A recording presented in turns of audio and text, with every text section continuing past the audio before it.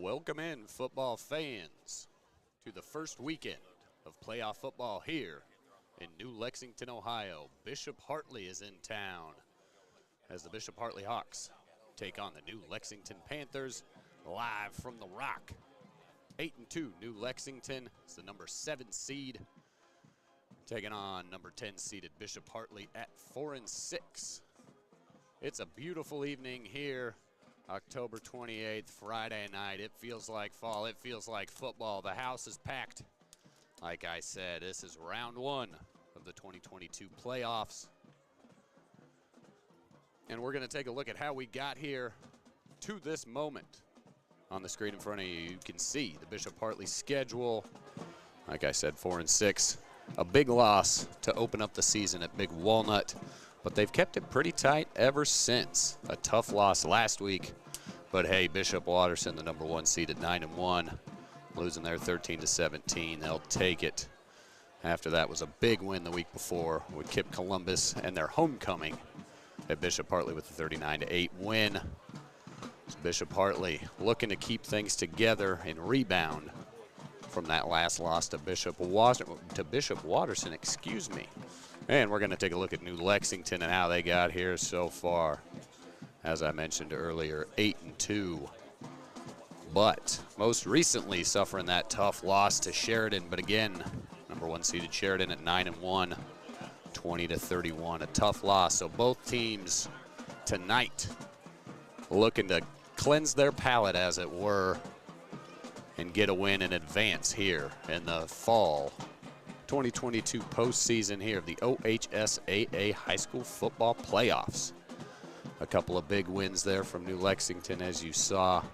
They can certainly put points on the board, but you saw the same from Bishop Hartley. So we've got 2 big offenses in the house tonight. And I will mention both defenses can hold their own, that's for sure. And two big things to watch for Bishop Hartley. Going to be to contain Hunter Rose, the standout running back from New Lexington. And you can see that second one there at the bottom, mistake-free football. That has been the Achilles heel for Bishop Hartley this year. Underwood has thrown 11 picks. Hubbard has 5 fumbles on the year. Lathan with a couple on the year. We'll take a look at New Lexington's 2 big things as well. And the first one there, control the line of scrimmage. The Bishop Hartley offensive line is big boys. They are packing a punch. They have dominated the run game. So the defensive line for New Lexington is going to have their hands full, and they're going to look to win that battle in the trenches first and foremost. And then, like it says at the bottom, let Hunter hunt. Keep it simple. Put the ball in your playmaker's hands and let that man make plays. That's what they're going to look to from New Lexington and Hunter Rose. And you can see it right there, the 2 stars are the 2 players to watch for. Like I mentioned, New Lexington, number 20, the senior, Hunter Rose, 156 carries, almost 1,500 yards from scrimmage, 20 touchdowns, about 147 yards a game. And then on the defensive and offensive side of the ball there, number 11, Anthony Murphy, is the big senior linebacker. He's committed to Air Force. Plays both sides of the ball too, so you'll see him at tight end, wide out, but he looks to hang his hat on the defensive side of the ball. Linebacker, defensive end, disrupt the quarterback and make plays. 9 sacks on the year, 4 punt blocks, which is just wild for a high school athlete like that, and that's why he's committed to Division I University Air Force. Number 11, Anthony Murphy, and number 20, Hunter Rose. Those are the 2 players to watch for. And once again, I am Ryan Dietrich. We are here live on the Bishop Hartley Hawks Network, powered by Yamo Media. And I am joined again by my man, Randall. Hey, what's happening? What's happening? So it's a crisp fall, playoff football, New Lex, great field, great atmosphere. Sun is setting right across some of the beautiful woods, great scenery. It's everything made for high school playoff football. So if you're not here enjoying it, you're missing it. Yeah, you got that right. Yeah, temps right about an even 50 degrees. just a hair of a breeze out of the northeast. Nothing to complain about. I mean, all things considering. Beautiful. And, you know, as far as setting the stage, the atmosphere, this is it. Fall, evening, sunset, out in kind of nowhere New Lexington. It's beautiful. And like you said, man, I'm very impressed. The field is in great condition. This turf is looking nice. The paint's looking sharp. And if you can hear it in the background, the cowbells, the crowds are ringing, the crowds are yelling, people are on their feet as we're welcoming in the home team, New Lexington. Well, and this is the part of football that the average spectator who's not here don't see. So you get the crowds coming in, but when you walk up to the stadium, because the stadium sets up and sets in at the same time, which is weird, right? Yep. But the beauty about it is they have a little side view where the community just sits in their lawn chairs. Yep, it's awesome. And they have bonfires. You can smell the bonfire in the air, the wood crackling. So this is what football's all about. So if you're a high school kid, this is the life right here. And if you're the parent of a high school kid, man, and you mentioned it, just off to our right out the press box, we got a family sitting in their backyard. They got the fire pit going. They're in their lawn chairs just looking across the chain link fence right here into the stadium. They got the best seats in the house. They got their own private bathroom, too. Yeah, and it's not good for ticket sales when people are lined up on the fence watching in their seats, but it's good for entertainment for the kids. It's good for the community. It's good for the atmosphere, the vibes, all those things. Let's see. We got about 3.5 minutes until kickoff here. New Lexington is on the field, and we're just about, looks like we got the Bishop Hartley boys coming in from the far side. And you can see on your screen New Lexington in the orange unis, black outline, black pants. Bishop Hartley tonight going to be in the white tops, navy blue pants, and those navy lids. Bishop Hartley Hawks looking to extend some success from Coach Birchfield. And this is unfamiliar territory for Hartley. In the past 15 years or so, having the first playoff game be away from home. I was going to say that's, a string of 3 championships, 10 years ago or whatever, 15, 16. And so, yeah, but hey, that's the story of their season, man. They are the road dogs. Their first 8 games are on the road, so this is their feel right at home. Yeah, so the kids who are traveling shouldn't have any confusion about what to pack, when to pack it, when to be at school, when to get on the bus, where the bus is going, and all that kind of good stuff. Everybody has their seats. They have their buddies that they sit with. They have their favorite snacks for the road. So this has been a training day for them, all for the playoff road trips. That's right. Hit it when it matters most. Big Isaac Azadu coming through the middle. Bust down the Hartley screen, and there we go. Bishop Hartley's on the field. They're going to take the line is, the sideline. Are you an enthusiastic sports fan? Want to have fun and get in on the action? Heck, yes. That'd be awesome. Have great attention to detail? Want to stay active? Definitely. Want to give back to the student athletes in your community? Obviously, yes. Then you'd make an excellent high school sports official. We need more officials in Ohio. Because with no high school officials, there are no high school sports. Are you an enthusiastic sports fan? Want to have fun and get in on the action? Heck, yes. A game without a crowd is just a scrimmage. A performance without an audience is just a rehearsal. Without your presence, high school sports and the performing arts aren't possible. Ensure that these essential extracurricular activities continue to enrich the lives of students in Ohio. Purchase a ticket to your local high school's game or performance. This message presented by the OHSAA and the Ohio Interscholastic Athletic Administrators Association. A game without a crowd is just a scrimmage. A performance without an audience is just a rehearsal. Without your presence, high school sports and the performing arts aren't possible. Ensure that these essential extracurricular activities continue to enrich the lives of students in Ohio. Purchase a ticket to your local high school's game or performance. This message presented by the OHSAA.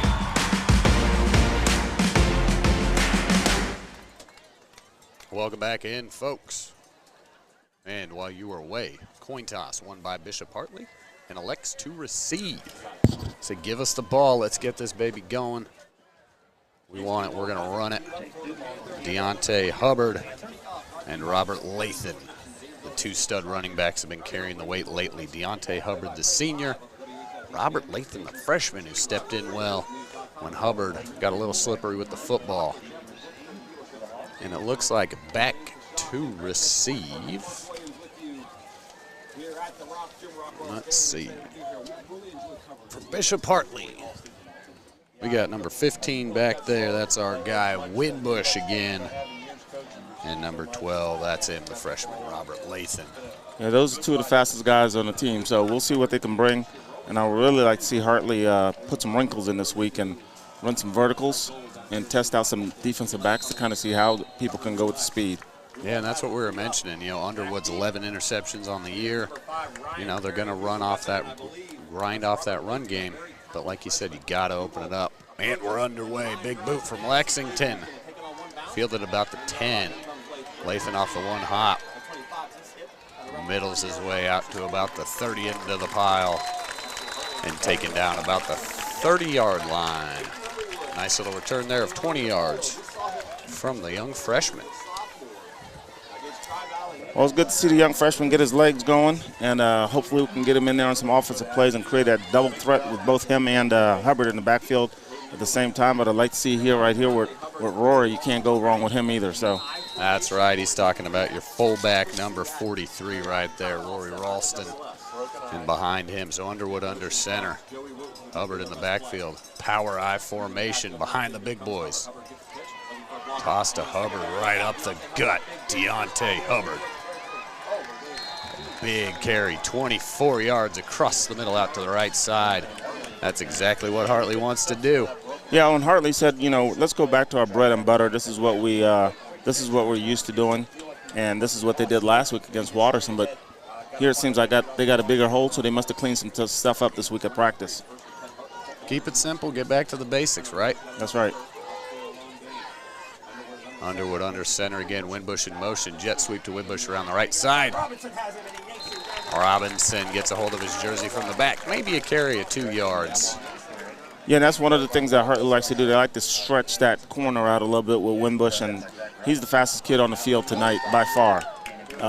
So like to see him power through that one-handed tackle, but when somebody gets you in the back with that jersey and put that claw on you, man, it's over. He was a half step of getting away from it. And good help side defense there. You got to keep it coming in. Handoff, quick handoff up the middle to Ralston. Bounces it to the left hash across the 40 to the 44. Maybe enough for a first down. It's going to be close. Moving the sticks. First down, Bishop Hartley. And I like the way Rory ran that. He kept it nice and tight on that kind of dive play. You got to keep it nice and tight. Don't get sucked into trying to bounce it. There's nobody blocking on the outside. Keep it tight, keep it close to the traffic, and then just slowly work your way. They call it hash number sideline. All right, hash number sideline. He was on it. Winbush again in motion, and play blown dead. False start on the offense. Well, this is the Achilles heel for Hartley this season is the penalties. So you get these little 5-yard nicks, you're bleeding yourself out. So they really have to do a better job of cleaning up these penalties. I know the guys are anxious. It's playoff time. And you just got to hold your water on the inside with those offensive linemen. You got that right. Yep, we've been seeing it all season. The drive killers. But luckily it's only a 5-yard penalty. That'll bring up 1st and 15. We got about 10-15 to play here in the first quarter. Underwood under center. Ralston and Hubbard behind him. Hand off to Deontay Hubbard. Bounces it outside. Up the gut. Finds a crease. Big stiff arm. Corralled around the outside and taken down by number 12, Lucas Ratliff. And that was really good footwork by the offensive lineman as I'm watching the trenches there. So everybody got their footwork just right. Everybody had the right steps to the right-hand side. So it's almost like a typewriter. Everything has to be synchronized or else you're going to have a typo. And, hey, we're all synchronized going at the same pace. I like that, Randall. Painting quite the picture. And a little bit of educating me. You know, some of the young kids out there, they don't know what a typewriter is. Toss to the right to Hubbard. Crashes into the gap. Falls forward for a gain of a few yards. Looks like it's going to bring up a 3rd and short. Looks like about 3rd and 2 from the 28-yard line. Well, this is definitely 2-down territory for Hartley. I think it's a little bit too far for the kicker, but too close to punt. So You got 2 downs here to get it. I like to see them run maybe a waggle pass. But, you know, with anything else, you want to go with the sure thing, which is your running game. And Hartley's been famous for going to that boundary side with the pitch. Yep. So let's see if they go boundary with the pitch or not. Hubbard a little bit motion, steps behind the tackle. Ooh, Wooten corralled right at the line of scrimmage, met by the big boy.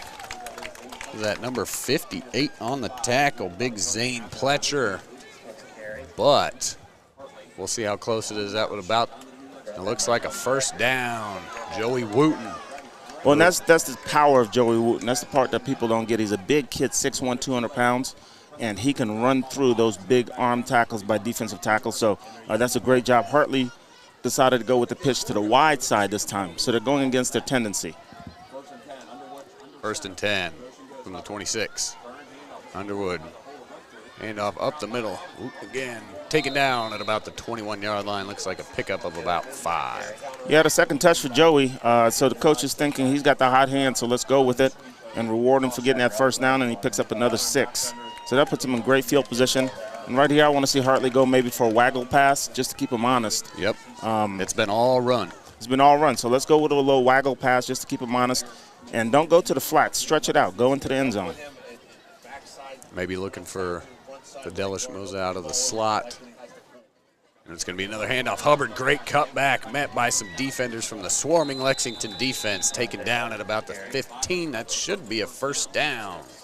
Well, and that's what Hubbard did that time. So Hubbard was very patient. He's a patient runner, and that's the part that people don't get.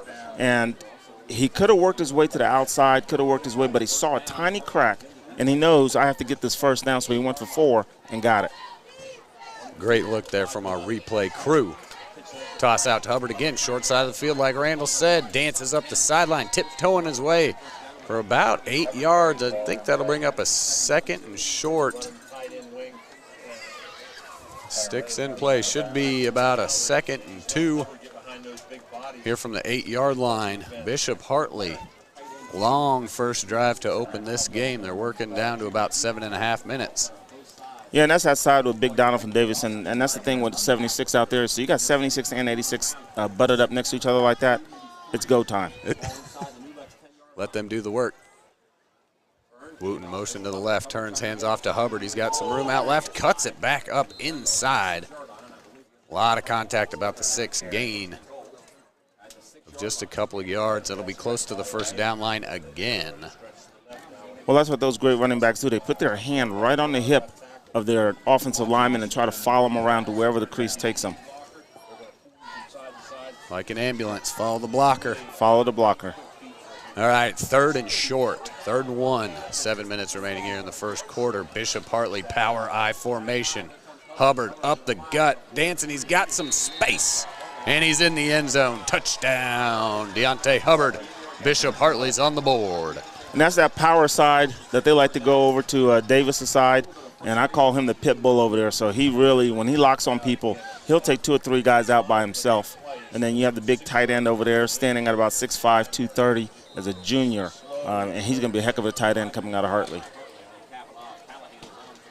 All right, Callahan in for the PAT. Little fake motion, steps back, knocks it through. Nothing to it but to do it. Bishop Hartley with a 7-0 early lead here in the first quarter. We'll be right back on the Bishop Hartley Hawks Network.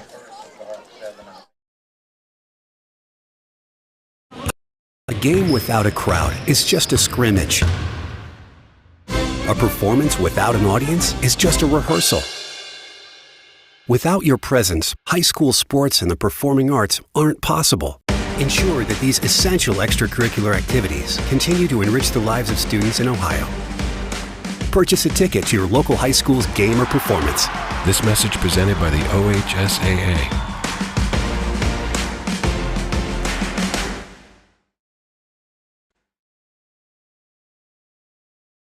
A game without a crowd is just a scrimmage. A performance without an audience is just a rehearsal. Without your presence, high school sports and the performing arts aren't possible. Ensure that these essential extracurricular activities continue to enrich the lives of students in Ohio. purchase a ticket to your local high school's game or performance. This message presented by the OHSAA and the Ohio Interscholastic Athletic Administrators Association. All right, Callahan with the boot. Low line drive, kicks it away from the return man. Oh, and just barely snuck into the end zone. That'll be a touchback. It sounded like there was a double whistle. Before he even kicked it sounded like there was a whistle, but I think that was the band director. You got better ears than I do. I didn't hear that. All righty, fans. New Lexington getting ready to take the field. Well, this is the part of the playoffs that people don't realize, the experience Hartley has. And it's not so much the players that are out there right now that has experience. All of these kids have had ample practice for every year that they were at Hartley, practicing up until Thanksgiving. So you get more and more experience practicing and more practice time than the average kid. So now it really shows. Yep. Hand off to Hunter Rose, like we highlighted earlier. The workhorse for the Panthers. Steps in, looks like a gain of about 3 on the play. Should bring up second and, looks like 2nd and 7 from the 23-yard line. Yeah, you had the junkyard dog, 76 Davidson on that, and Cook was in there cleaning it up. So I'm looking to see a lot of tackles happening out there today from those two. Ralston breaks right through. What a pass there from Lucas Ratliff. And all right, looks like a catch. We had almost, and you'll see in the replay here, Ratliff fires across the middle. Great catch, and on the defense there, looked like it popped out at the end. Trying to determine if he was down there, calling him down, so a big gain of 20 yards on the play for the Panthers. Ratliff shotgun, 4 bunch wide right. Screen pass, right side, Jarek Braglin. Braglin takes a shot at the 50 from Ralston. Rory Ralston getting in there like he likes to do. That's right, and Hartley got a little confused there. They had quads down here towards the sideline. They have quads again, and then they'll single up on the side. So Hartley's trying to get organized with this quad look. And they got outflanked last time, so we'll see if they get outflanked this time or not. Yeah, and Panthers running hurry-up offense, leaving this Bishop Hartley. They look confused in that secondary. Looking to set the same pass. Ratliff fires far side, has a man open, and what a catch. Are you kidding me? Tatum Toth with the one-handed, my goodness. I think they're going to call it back. The back judge came in and called him down. Ooh, great shot from our replay guys. Rich and Ahmad on it. What a look. And, man, that's a tough call. Yeah, and you're throwing in a double coverage, but the ability for that receiver to reach over and try to catch that and recoup it as the nose of the ball hits the ground and it bounces back up. So that's a great look right there on the replay. And defensive backs have to do a better job. You got 2 of them out there. But when we're up in the booth, it looks easy. I mean, hell of an adjustment by Tatum Toth. Jumps up, turns around, body control, up and over the 2. Well, and you look at this and you're wondering to yourself, does this kid play for the Cincinnati Bengals? Is that Chase out there? Because that's a pro move all day long. And that orange and black, tough to tell.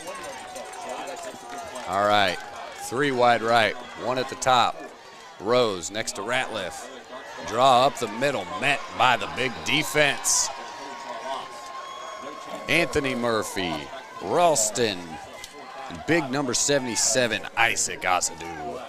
Yeah, that's Isaac. I call him my Rottweiler in the middle. So he really holds that middle down, and they did a great job on defensive front.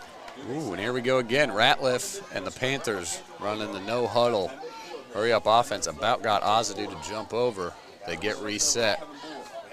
Panthers check the play call to the sideline. 4th and 5. Big down right here. Well, the problem is you got trips down here at the bottom, and you only got 2 people on top of 3. Yep. So that's a mismatch all day long. Hopefully they can see it. Ratliff sees it, but he's pressured, scrambles to his left, breaks free. He's got a good block from Rose. What a defensive effort there by big number 12, Robert Lathan. Met him at the first down yard, but just got across. That's going to be a great pickup by Lucas Ratliff with his feet. Yeah, that's a great scramble. What they try to do is run the wheel route with the trips. So meaning that guy runs along the sideline. And here they are again in the quads on the boundary side. A lot of different looks here for the Bishop Hartley defense. There he is, Tatum Toth, showing his speed, breaks it around the outside, and that's what Hartley's had trouble containing, the outside and the end arounds. Yeah, and that quads look is really confusing Hartley. Yep. And basically, New Lex is doing a great job getting speed out in space. So it's basically just a pitch. Yep. And the guy's already at the sideline, and all he has to do is turn and run. And like you said, when you've got two DBs over the top of three, there's a lot of space out here. Hobbs in motion left side, fakes the handoff to Hunter, comes back to Hobbs out the right side. What a play by Anthony Murphy. Sniffed that one out from the get-go. Tackle for a loss of about 3 yards. That'll bring up 2nd and 13 from Yeah, the 34. when you draw that up as an offense coordinator, that guy's not supposed to be there. But when you have a super athlete like Murph, he'll make that play all day long. All right, 2nd and 10. Trips bunched right. And once again, you got 3-on-2 out here with Murph just hanging on the edge. And let's see if they try to run the wheel, but they're also doing the motion. Some good window dressing. Yep, Hobbs back there in motion. Ratliff looks left, man wide open over the slot. Great play design there from the Panthers. Isaac Dick, number 33, the senior wide receiver, just a little low. Can't come away with it. And that's what that window dressing does. So it shifts the entire defense once that guy goes in motion. And what they did was they put the guy in motion, and then the guy that stayed on the sideline basically just ran the in route while everybody's watching the motion. Yep. Draw all the eyes one way and then slip somebody in right behind them. Now all you got to do is execute. Yep. Awfully close. They'll try it again here, 3rd and 10. Ratliff steps back, airs it out left side, deep ball. Looking for Toth, just out of his fingertips. Good coverage by Emoja. I tell you what, this quarterback throws a pretty ball. Really pretty. Great release. Puts the ball where only his receiver can catch it. And if his receiver can't catch it, the defense doesn't have a chance. And it's got some velocity on it. It's getting there in good time. It's not hanging out there. We're letting the defense make a play on it. I was thinking the same thing right when you said that. This Lucas Ratliff really showing his stuff, the senior, 6'4", 190. Couple of big QBs tonight, 6'3" and 6'4". Let's see what kind of pressure Hartley brings on defense here. 4th and 10. Big play here. Ratliff using his legs, keeping his eyes downfield, moves to his right, lets it loose, and finds his man along the sideline. What a toe tap catch. Number 22, that's Ryan Hobbs, the senior. Great catch around the sideline, and way to come back on him. Yeah, it's good pressure by Anthony Murphy, and the big senior quarterback just kind of moves around in the pocket, keeps his eyes downfield, knowing that he has to get a first down pass. He can't get it with his legs. So Murph does a really good job. Donovan Davis just misses him. A lot of room here down the right side. Hunter Rose takes a hit, outstretched with the right hand. Don't think he got in, looks just a little short. Right about the 1 yard line. Hunter Rose, that's burst speed getting around the right end. Outstretched, one arm just short. It's gonna be 1st and goal here from the 1 yard line. Hunter Rose, handoff up the middle to the right side, met by 4 guys, and he's still trying to get through Anthony Murphy, Rory Ralston, and the initial hit was made by Joey Wooten. Good defense by Bishop Hartley there to stretch it out to this near side and hold down that goal line. And if that kid gets through all 3 of those, he deserves that touchdown. You bet. All right, same set, Rose to his left. Handoff, Rose up the middle, untouched. Good cut back by Hunter Rose. And it's a touchdown, New Lexington Panthers.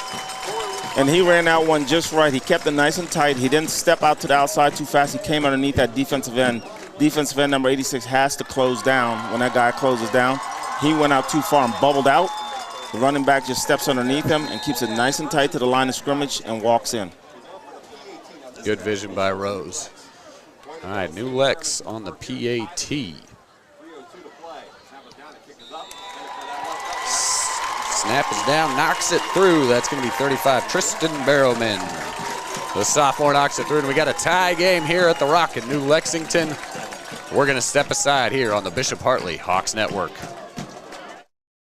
Hi, I'm Doug Ute, Executive Director of the Ohio High School Athletic Association. The OHSAA seeks to promote diversity, equity, and inclusion in all of our athletic programs and is dedicated to working towards making sure they are free from any form of discrimination, harassment, and bullying. We strive to make all of our student athletes feel welcome and safe. Please join me in helping create an environment that emphasizes respect, teamwork, and understanding in order to build a culture that celebrates both the accomplishments and uniqueness of all of our participants.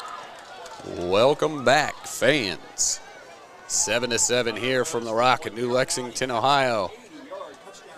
Ryan Dietrich alongside Randall here on the Yamo Media Network, powering the Bishop Hartley Hawks Network. New Lexington underway. About to give the kickoff here. Bishop Hartley getting the ball back. 2 good offensive drives from both offensive. Hartley took about 5-6 minutes. New Lexington just under about 4. With that hurry-up offense, no huddles, really gave some new looks and kind of, confused the Bishop Hartley defense. Yeah, and Hartley can't afford to get into a scoring shootout with this team. They've got a lot of power and a little pooch that hits the up back. So they're in good field position right now. Yeah, that 33, I'm not sure he was quite ready for that, but did his job, knock it down and just lay down right on top of it. Yeah, that's Gavin Feeney. We call him the Fiend Dog. He did a good job there. Last week Fiend Dog got himself all heated, got a personal foul, but this week he redeemed himself by knocking that down and saving about 30 yards on the kickoff. You bet. Excellent field position for the Bishop Hartley Hawks, starting at the 41-yard line. Underwood, Hubbard to his left. Handoff, Hubbard up the middle. A little shimmy shake to his left, falls forward for about 2 yards. Yeah, I want to see him work Lathan in there a little bit, so that way you get that thunder and lightning going at the same time. You mix up the pace a little bit.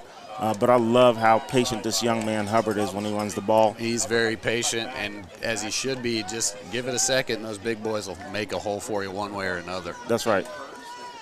And we were talking about it earlier, the offensive line for Bishop Hartley is so tightly bunched, right next to each other. Easy for him to get a big push. Handoff, left side, Hubbard up the middle. Look at that patience again, able to use that great vision and find a hole for a good gain of 6 yards.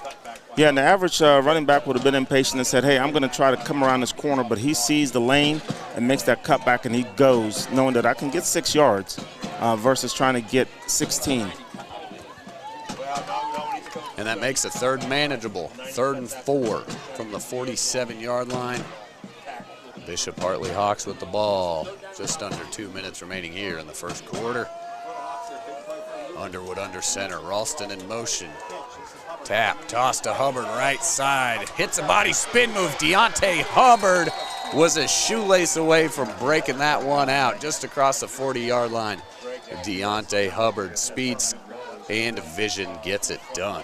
And that's that pitch to the boundary that Hartley likes. Great blocking by the wide receivers on the outside. And on initial contact, when he hits the B button and does that spin, and then he's really trying to get off to the races and hit the jetpack, he just couldn't get there. Excellent run there from Deontay Hubbard. Bishop Hartley, the offense is running smoothly at the moment as Underwood checks to the sideline, gets the play call. Looks like we got Lathan in the backfield. It's going to be a handoff to the freshman, breaks it outside using that speed. He's got some daylight. Looks to the left side, shoved out of bounds at the 32-yard line. Yeah, and that's the switch up that I'm talking about with the change of pace. So you get fresh legs in there, and he's a different kind of runner, and he's going to hit that hole hard and really bend that corner to get to where he needs to get. And he sets up his blocks very well for a young freshman.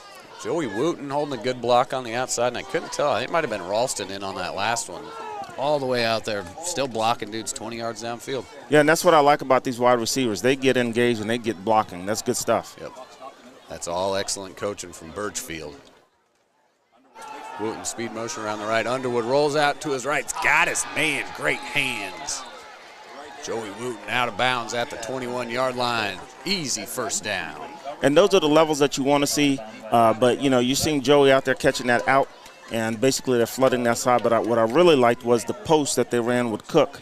And Cook ran right at the safety. So he's keeping that safety back from running alley fill every time they run the ball. So you're keeping the safety honest. When I was going to say Tatum Toth, the cornerback, He was flattening out just right. Underwood, great pass just over his head, right on target for Wooten. Fake toss, hand up the middle. Rory Ralston, that quick dive for a good 10 yards. Might have a first down, we'll see. Just a yard short.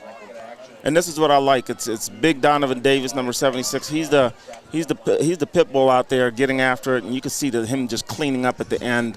Once he locks on, he goes until the whistle. So you got to strap up and be ready, because he's going to come and bring it every single time. Man, just a coach's dream. It looks like he just enjoys it. He enjoys moving dudes around. And we're going to give him another opportunity here as Wooten goes in motion. Handoff to the right side. Sticks across the 10. Jersey dragged down tackle. Joey Wooten with the first down. Going to be first and goal for Bishop Hartley. And you're right, that's exactly what you want. You want offensive linemen who want to move another human being into an uncomfortable position that they don't want to be in. And then punish them every single time that you can until they say uncle. And that's Hartley football up in the trenches. That's what Chuck Wooten taught. And I think that's the great thing about playing in that position for Hartley. It looks like we got a quick timeout on the field. We're going to step aside for just a moment on the Hawks Hartley Network. Oh, it's the end of the first quarter. Excuse me, folks. I apologize. As they let the clock run out there, I thought he got out of bounds. So end of the first quarter here on the Bishop Hartley Hawks Network, powered by Yamo Media. Hello, I am Annie J. Ross Womack, the Executive Director of the Ohio Sickle Cell and Health Association, and I'm here to talk to the parents and student athletes about a very important topic. The NCAA has instituted different standards for all divisions of student athletes. Before you can play sports in any college or university, you must present a negative trait status or hemoglobin status documentation. Your hemoglobin status is taken at birth with the newborn screening. And what they do is they run your blood for any abnormality or any birth defect. There are thousands of newborn screening birth defects in this country. For more information about sickle cell disease, sickle cell trait testing, you can call our offices at 614-228-0157. Or you can visit us via web at ohiosicklecell.org. Welcome back, football fans. End of the first quarter, beginning of the second quarter. Teams switch sides. Hartley is now moving from our left to right. First and goal from the 5.5-yard line, we'll call it. I formation, Lathan in, who steps to his left side. Quick feet, Robert Lathan, touchdown, Bishop Hartley. Now I'm trying to figure out if my eyes really saw what I thought I saw. Where you get a running back, the ball gets pitched to the right, and he does a double cut to the left as a freshman. It's like I said, that quick feet, man, was just, he just floated to his left. I mean, Fred Astaire doesn't even tap that fast. The kid really has something special going on with those feet. That's an awesome run. I like it as a freshman. Callahan in for the extra point. Bishop Hartley up 13-7.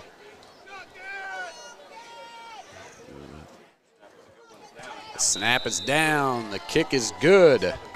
Callahan gets it on the board, 14-7.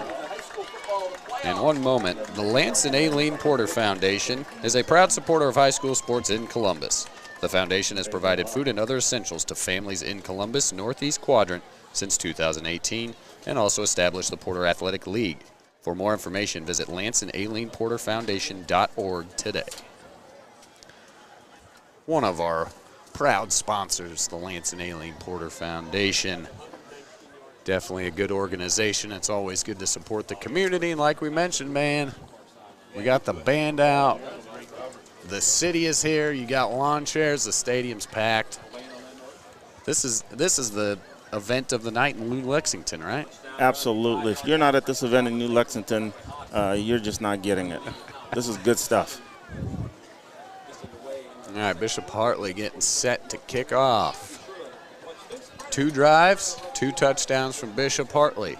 We've only seen 1 pass out of Underwood. You were asking for it as a little, we used to call that 72 Richie back in my day.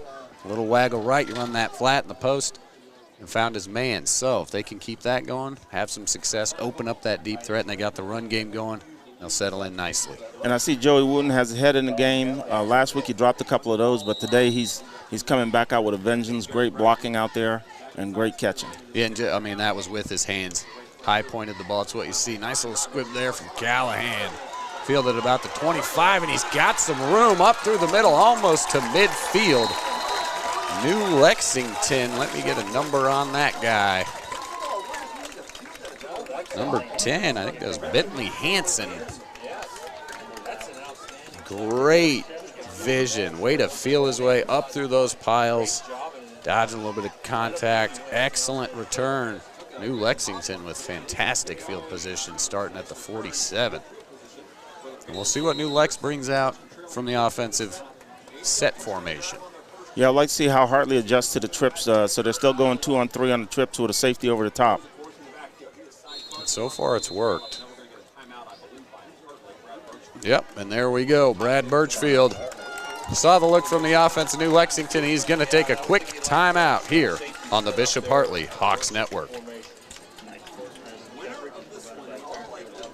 Are you an enthusiastic sports fan? Want to have fun and get in on the action? Heck yes, that'd be awesome. Have great attention to detail? Want to stay active? Definitely. Want to give back to the student athletes in your community? Obviously, yes. Then you'd make an excellent high school sports official. We need more officials in Ohio. Because with no high school officials, there are no high school sports. Sign up today at highschoolofficials.com. A game without a crowd. Are you an enthusiastic sports fan? Want to have fun and... All righty, fans, back in action after a short timeout. Trips near side. And that quick little screen again to Hobbs. Good blocking from the receivers. Hobbs makes his way out across the 50 to the 47. Looks like a gain of about 6 on the play. Same kind of motion, same kind of action. Get it out in that speed and space. You said it. Yeah, so it looks like Hartley's trying to counter that in the chess move by going with 3 defensive linemen. And they bring Joey Wooten in as almost like a nickel back. Hand off to Rose. Cuts up the middle, cuts to his right. Met by Wooten. And the counter from New Lex is to say, well, if you're going to have 3 defensive linemen, now we're going to start running the ball. Exactly. Hand it off to Rose, and he can find a gap, no problem.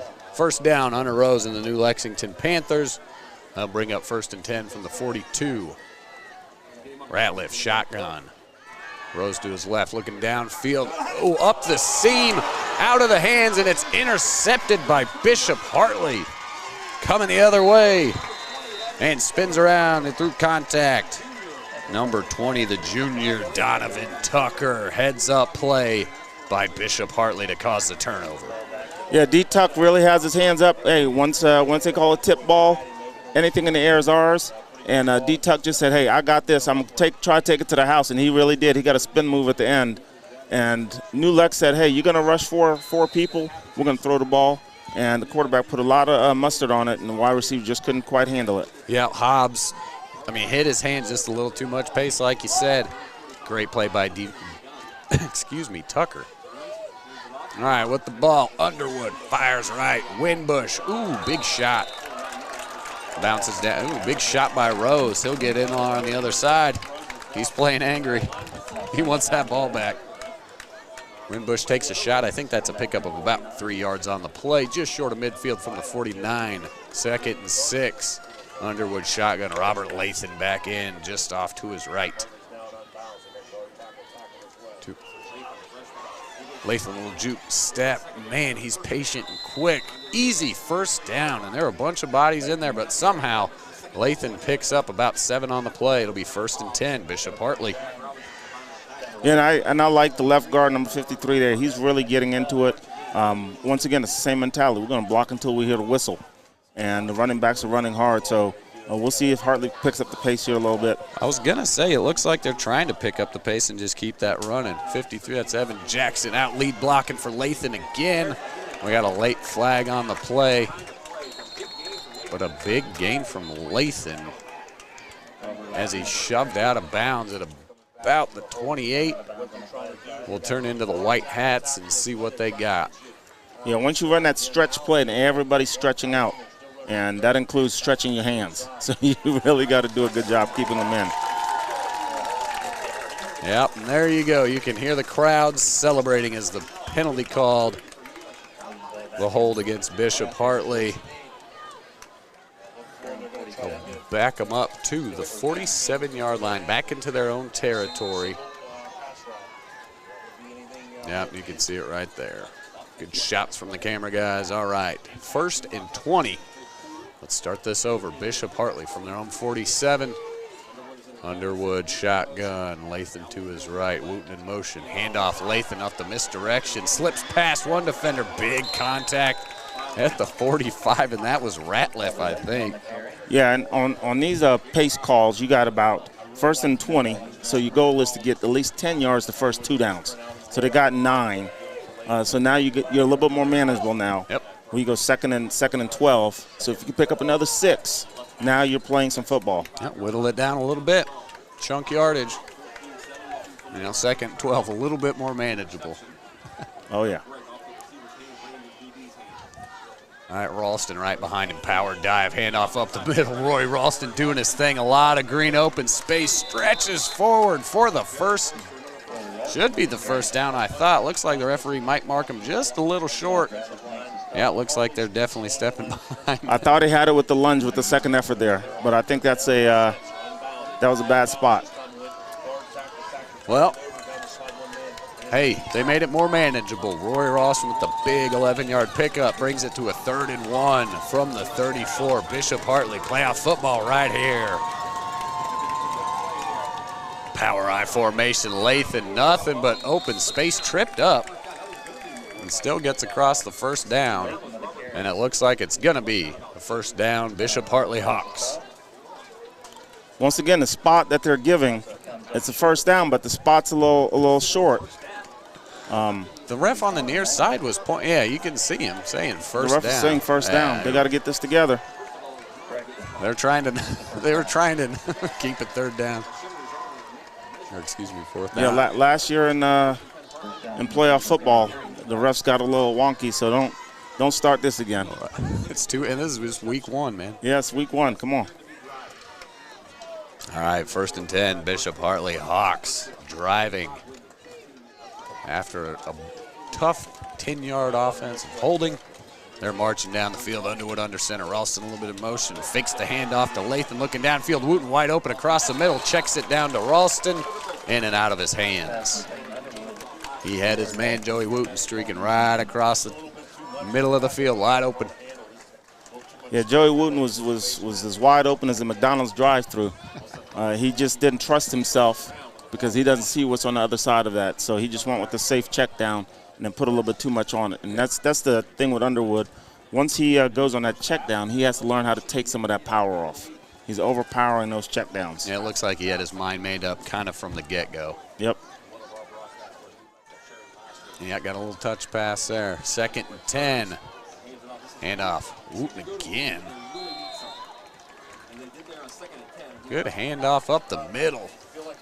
But it's really that play where they had Wooten go across the middle, and then they had a guy behind him running the post. I really think that helps keep those defensive backs off bay, right? You bet.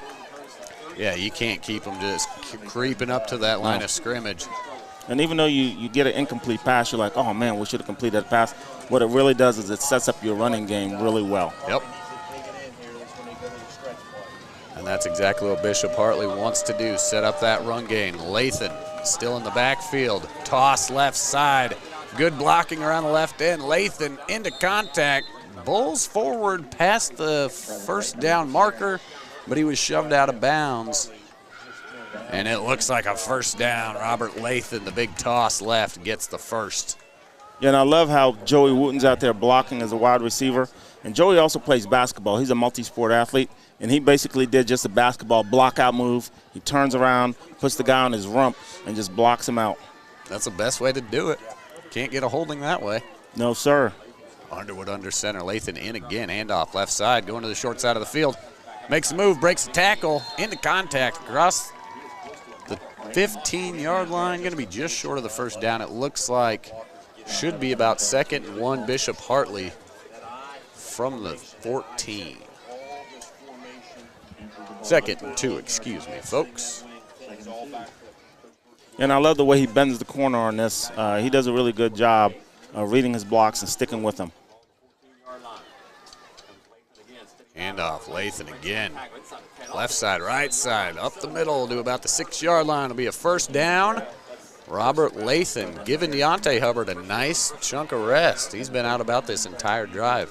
And that's big number 66 out there where the average fan at home won't see, but his mom is watching. And he did a heck of a job coming in and just blowing up that middle. That's what sprung the run. He came across on the little trap block and just blew that kid's lights out. That's big Blake Wyatt. He had a big block on Wooten's toss left for earlier in the drive. Lathan, great patience. Escapes big number 69. That's Vernon. And Robert Lathan with a touchdown. Bishop Hartley Hawks. And that's what I call the Houdini move, where you kind of stand there and you hide behind your offensive lineman. You kind of look around like, I don't have the ball. Next thing you know, you squirt out and you're gone. And only good athletes can do that. You know, you and I can try that, but we'll get tackled. He did. He stepped back. He had that Panthers defense was in the backfield when he got the handoff. He sort of Houdini, just stood there, waited till they went around him, and then juiced out the left side. Callahan. The extra point is good. And Bishop Hartley takes advantage of the interception, drives down and scores. The Bishop Hartley Hawks have a 21-7 lead here with 7:10 left in the second quarter. You are watching the Bishop Hartley Hawks Network, powered by Yamo Media.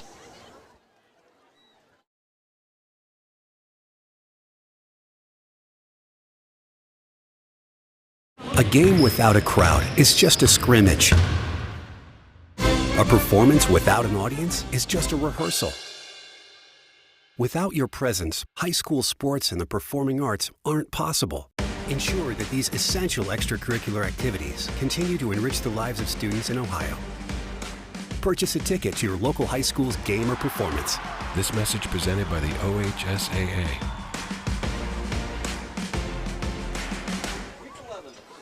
All right, Bishop Hartley. After a good touchdown drive, three offensive drives for Hartley, 3 touchdowns. Yeah, this is the part where you're wondering how far off is the new Lex offense coordinator going to start panicking. You know, when do you push the panic button and what are you going to do? So we'll see how they respond coming out. Yep. And, you know, they should be fine. No reason to, you know, stick to your game plan. They were moving the ball along just fine. And he's going to let it roll into the end zone for a touchback. That was Jarek Braglin. Good heads-up play by the return man. If you are enjoying this broadcast and would like to learn how it's done behind the scenes, check out the Ohio Media School located in Columbus. If you're interested in radio production, TV broadcasting, or digital media, the Ohio Media School is the choice for you. Visit Ohio Media School at beonair.com/Columbus. You can also find the Ohio Media School on all your favorite social media. Ohio Media School, we change lives. And this broadcast is brought to you by many people. We went to OMS. Myself, Rich, and Mad included. New Lexington, Ratliff. Ooh, little shovel pitch there to Rose. Quick speed, might have got past the face-off, and he jukes down the left side, tiptoeing. But he stepped just out of bounds at about the 39-yard line. Hunter Rose was awfully close to breaking that one out. Great hesitation, great juke step. Well, this is one of those where Hartley comes out with 3 defensive linemen and forces New Lex to run the ball, and they answered with, hey, you got 3 defensive linemen, we'll stick with our game plan, and we're going to run it. Here we go.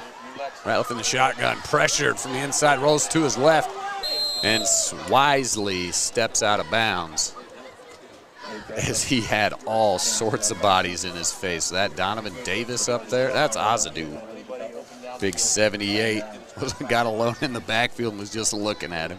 Yeah, and that's the thing that Hartley has to do. So once you're rushing the quarterback, everybody has to stay in their pass rush lanes. So you got to bring that force from the outside and then push on the inside. Okay. Yeah. Looked like maybe a long count there from Ratliff. And the Panther offense, looks like Hunter Rose is maybe gasping. He's taking some deep breaths after all. He just did sprint about halfway down the field twice. That's right. Well, there's these little 5-yard penalties that Hartley keeps giving up every game, so they got to be cognizant of this. That's their 3rd penalty of the night. And here we go, that new Lexington little stall offense had a lot of motion there from Hartley. Oh, we're going to bring it in, tightening the big boys. Looks like, oh, fake the handoff. Ratliff keeps it. And the Bishop Hartley defense sniffed that one out. And that's part of the chess match. That's exactly the set that Hartley wanted to be in from a defensive side. Force them to run the ball. Force them to run the ball. Don't go out to those quads and have Rory come in and clean it up. No, Ozadu and Phil, let's see, number 78, Philip Murray on that left end. Kind of rechecked it, brought that line in, and that's what stopped the handoff to Rose up the middle. Ratliff had to keep it, shut it down. 3rd and 5, new Lexington Panthers. Ratliff looks to the sideline for the call. Rose to his right, quads to his right. Keeper. And he should be right about the first down marker. And it looks like a first down. Lucas Ratliff on the QB draw. Great hands from him, too. Just one-handed it and sprinted straight ahead. Use your motion, lean forward, got the first down. Big play there from Lucas Ratliff. And the Panthers, fresh set of downs, 1st and 10 from midfield. Ratliff fires to his right, off mark. Looking for, that's Toth, excuse me. Yeah, they try to run a little smoke screen out there, so you get the ball out quick to you guys in space. The offensive lineman basically let the defensive line through, and then you run a slip screen underneath. And he just couldn't quite connect because everything moves so fast. So you're that quarterback, and you're really trying to extend that ball out there as quick as you can. But sometimes you get into such a big rush, you can't set your feet, and the nose goes down on the ball. That's exactly right. He's close, good execution. Trips to the right, single near side. Jet motion, handoff to Rose. Met at the line of scrimmage, and he's just holding on to his foot for dear life. Is that Callahan? That's Brendan Larrett, number 86, the junior. Yeah, Big Brendan finally, like we talked about earlier, when he got out too wide, he bubbles out. This time his guy closed down, and he closed down with him, and that's when you go and you find the ball. It's a great play by Brendan Larrett. That'll bring up 3rd and 10 for the Panthers from midfield. And the defense gotten a little quick. No call, though. They wanted neutral zone infraction, did not get it. Shotgun, 5 wide, open set, 3rd and 10, midfield. Here comes Ratliff. Looks to Hobbs to his left, airs it out deep to Toth. Great defensive play by the Bishop Hartley defense. Rollo Hogan. Yeah, and Hogan went right at the height of the ball, and that's where you go up and you go get it. Good pass rush, quarterback set his feet, good throw, but the DB just went right at the height of the ball and tipped it down. That was a great play by Hogan. Backpedaled, had his eyes on the QB the whole time. Wide receiver to his right, great pass play, Coach. Yeah, the defensive line can't listen to the count. They have to watch the ball. You're lined up over top of the ball. Watch the ball, nothing else. Because we've seen that a few times this drive specifically. 4th and 10. Big play here for the Panthers. Shotgun, 5 wide, and it looks like we're going to have a timeout from the new Lexington Panthers, and Kevin Board going to relook at this one for a 4th and 10. We're going to step aside on the Bishop Hartley Hawks Network. The innocence of youth. Is there anything any better? But soon they'll be in high school and facing all the same challenges you faced. How to make friends, how to fit in, how to be cool. We want our children to have everything they'll need to live fulfilling and productive lives. Make sure the kids in your family are among the more than 350,000 participants here in Ohio who take part in high school sports. Well, we'll see what the chess match is here, how Hartley adjusts and how New Lex adjusts, because they didn't like those 3 defensive linemen standing there, and then you've got, you know, the rest of the defense is about 5 yards deep behind them, just waiting on the pass call. So hopefully we'll see how this adjustment goes. But if I'm Hartley, I'll take some of my defensive ends out, get some speed out there, and just do a rush. And here we go with some trickery. Yep. Goofy looking set here. Ratliff takes it behind by himself. Caught by Berglund, setting up the big screen. Well, a little extracurriculars down here, but Berglund coming up way short of the first down. Gain of about 4 yards on the play, but that'll be a turnover on downs. as the Bishop Hartley Hawks defense stands strong at midfield here at the Rock. And they're going to get the ball back with just over 5 minutes to play here in the second quarter. Hawks with a nice 21-7 lead. And that was the chess match. So Hartley said, we're going to maximize speed on the field on defense for this series. And that's what it does. So when they come out with the trickery, you have enough field speed to get to where you need to get. Hartley's got it all, speed, size. And the man behind hands off to Robert Lathan up the middle, just across midfield, gain of about 3 yards on the play. Should bring up 2nd and 7. Haven't seen Deontay Hubbard in a little bit. Yeah, I was thinking the same thing. This is where I would bring Hubbard back in to create that mismatch again, right? So you go with a little slash, and then you pound. Yep. And now you bring in our Coyote here, number 15. Our Coyote, I like that. Oh, man. This kid has a lot of speed, and he's nasty on the outside. That Coyote speed in the open field is dangerous. Yes, sir. All right, Underwood. Under center for the first time in a while. Winbush motion. Rory Ralston getting it. A lot of open field up the middle. Big gain by the fullback, Rory Ralston, down to the 23-yard line. What a great play design there. They were looking for either the Winbush coming back left or some of that motion out right. But Ralston, a lot of room up the middle. He even gets a stiff arm in there late. Let's see what the flag on the play is. Looks like there's a hold after we get about 15 yards downfield. Yep. Yikes. And here we go again. Hartley shooting himself in the foot, killing that momentum, bringing the drive back a little bit. Yeah, in the playoffs, you can't have these kind of silly penalties, right? So you got to stay disciplined, play your style of football, and, yeah, you want to be as nasty as you can be, but you got to keep it within the limits. Ralston just outran his blockers, and they're trying to keep up and holding guys. That's the problem. All right. Wooten up the middle. Down to about the 40-yard line. All right. First down, Hartley. 1st and 10. It'll be from the 50-yard line. That was a gain of about 5 on the play. And even a play like that where Wooten gets the first down on the counter on the inside, the wide receiver Cook on the outside, number 8, is blocking that safety all the way until the whistle. You got to love that. 1st and 10. Winbush left a little bit. Robert Lathan, handoff left side, breaking it outside, cuts back inside, speed demon, here he goes. Outruns the free safety, tackled and corralled down at about the 10-yard line. Robert Lathan, a little high step in there, a little juke cut. Great run by the young freshman, gain of about 30 yards. Gain of 29 on the play. And he went down hard there towards the end, and he's still holding his left arm. So we'll see if he'll come back and recover from that. But that was a really great run. Good block by Rory on the outside. Yeah, he's clutching his left hand a little bit there. And so let's see if the freshman plays through it and how patient he'll be with that. And sometimes, when you're handling the ball and you're dinged up, that'll make some problems for you. But let's see. Adrenaline's running. Keep him in the game. Give him the ball again. Left side. Gain of about 3 yards on the play.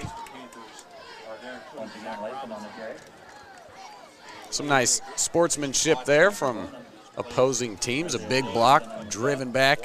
That's number 69, the senior for New Lexington, Vernon.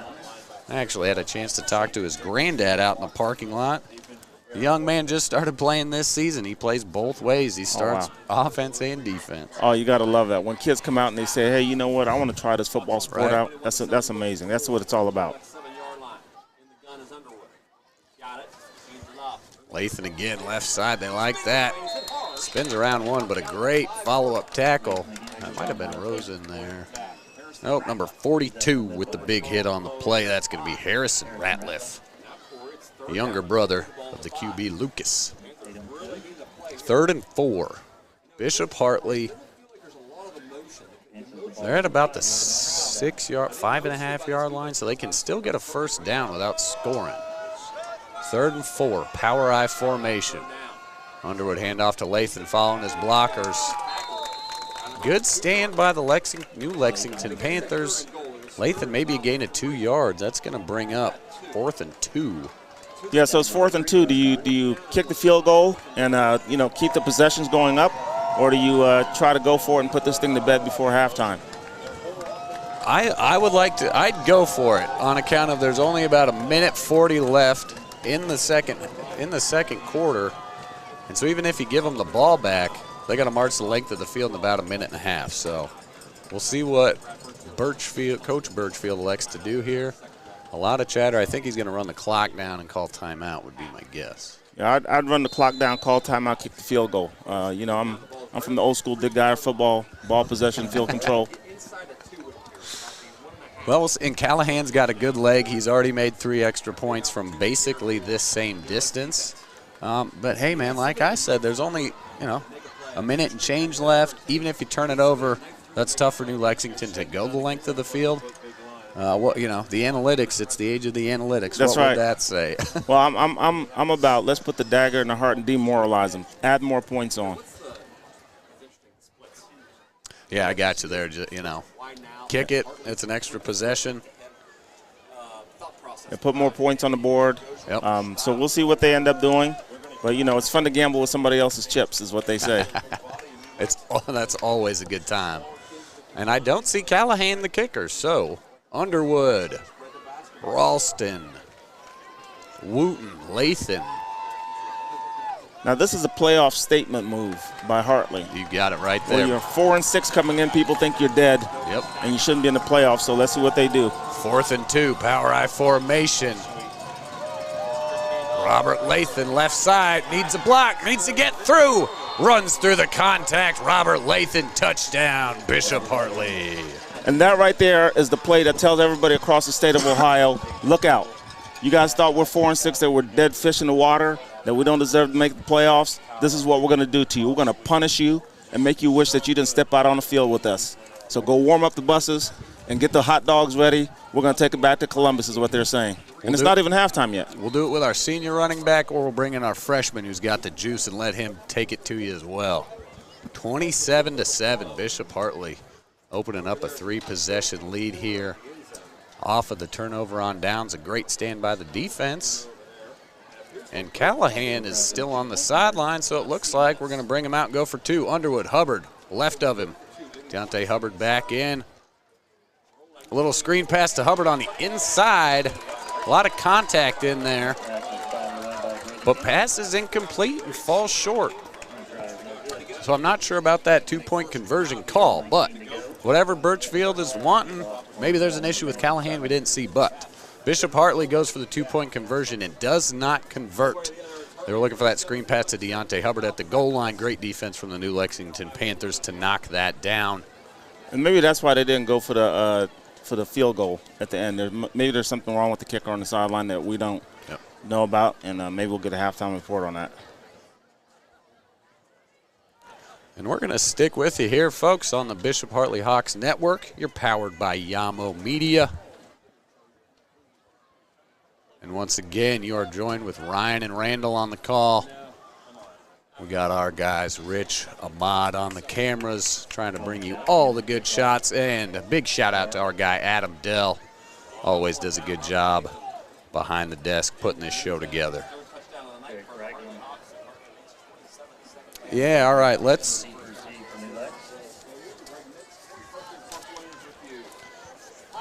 And I'm looking at my roster here. That's number 80. So Callahan's number 86. They're normal place kickers, so I'm not quite sure. I don't even see an 80 on the roster. We'll find out who that is. Big boot. Returned. That's going to be Berglund. Great vision. Ooh, kind of a horse collar tackle there at the 31. New Lexington facing a new set of downs. Well, I think with minute 12, New Lex has a chance to get some points on the board, and obviously you got to get a touchdown. Save the date. This is an evening of excellence. This will be next Saturday, April 15th of 20. 23. And that's the Bishop Hartley annual auction. Well, I tell you what, at this Evening of Excellence, man, it's really good stuff. High quality auctions, goes for a good cause, which is the school. And obviously, I'm going to have my Naples, Florida place up for auction as well. So the weather is right down there this time of the year. So get to that auction and get your place down in Naples and come down and have fun. Ratliff fires to the right side. Ooh, good stiff arm there. That might be Berglund again. Can't see the number on that. Oh, big number 33. That's Isaac Dick. Good catch there. 103, 1st and 10. New Lexington Panthers driving. Ratliff keeping his eyes downfield. Had his man Berglund with a nice little step behind the defense. Unable to come away with it. Yeah, that Evening of Excellence, the Hartley Evening of Excellence and the Hartley Family Tree Foundation is what that supports, right? I didn't know you got a spot in Naples, man. Oh, man, I'm telling you. It's and the best part is we didn't get hit by the hurricane at all. Everybody calls, and they're like, hey, can we go to your place? It's not hit by the hurricane? I'm like, absolutely. So let's get some folks down there this winter. And I already have some from last year that booked, so we're ready to go. Excellent. All right. Ratliff, Hobbs, Rose out of the backfield, streaking left side. Ratliff eyes downfield, lets it rip. He's got Hunter Rose behind the defense. Oh my goodness, Joey Wooten saves the day. That was falling into the breadbasket of Hunter Rose, 50 yards downfield. And man, Joey Wooten, way to keep his eyes downfield. Great pass breakup by the young man. Well, it's one of those where you tell the defense, don't let anybody behind you. Don't let it, oh, there's somebody behind you. But they made a really good job recovering. I think the quarterback saw him late because the wide receiver actually had to stop running. Yep. I mean, yeah, and that, Ratliff still got a cannon. That was a good ball from 40, 50 yards. But, yeah, maybe just saw him a little late. He's not Cardell. If he had 70-yard arm, he would have hit him in stride. All right, 3rd and 10. New Lex trying to go the length of the field with short amount of time. Ratliff rips it when almost intercepted. That's our guy again. D-Tuck almost had a second of the day. And he's on the green. He knows he should have had that right in the hands. Yeah, and that's one of those where you just kind of wish you had a chance to do it all over again because your hands is right on the ball. And when you're falling backwards trying to hold on to it, that's the hard part. That's tough. Crashing down to earth. All right, and Tucker, that guy right there, number 20, with the pass breakup, he's going to step back to field this punt, and just left of him also we got Joey Wooten back there. Nice punt there, good hang time. They're going to clear out and let it roll. Wow, what a punt. That kid has a heck of a leg. That's a great hang time.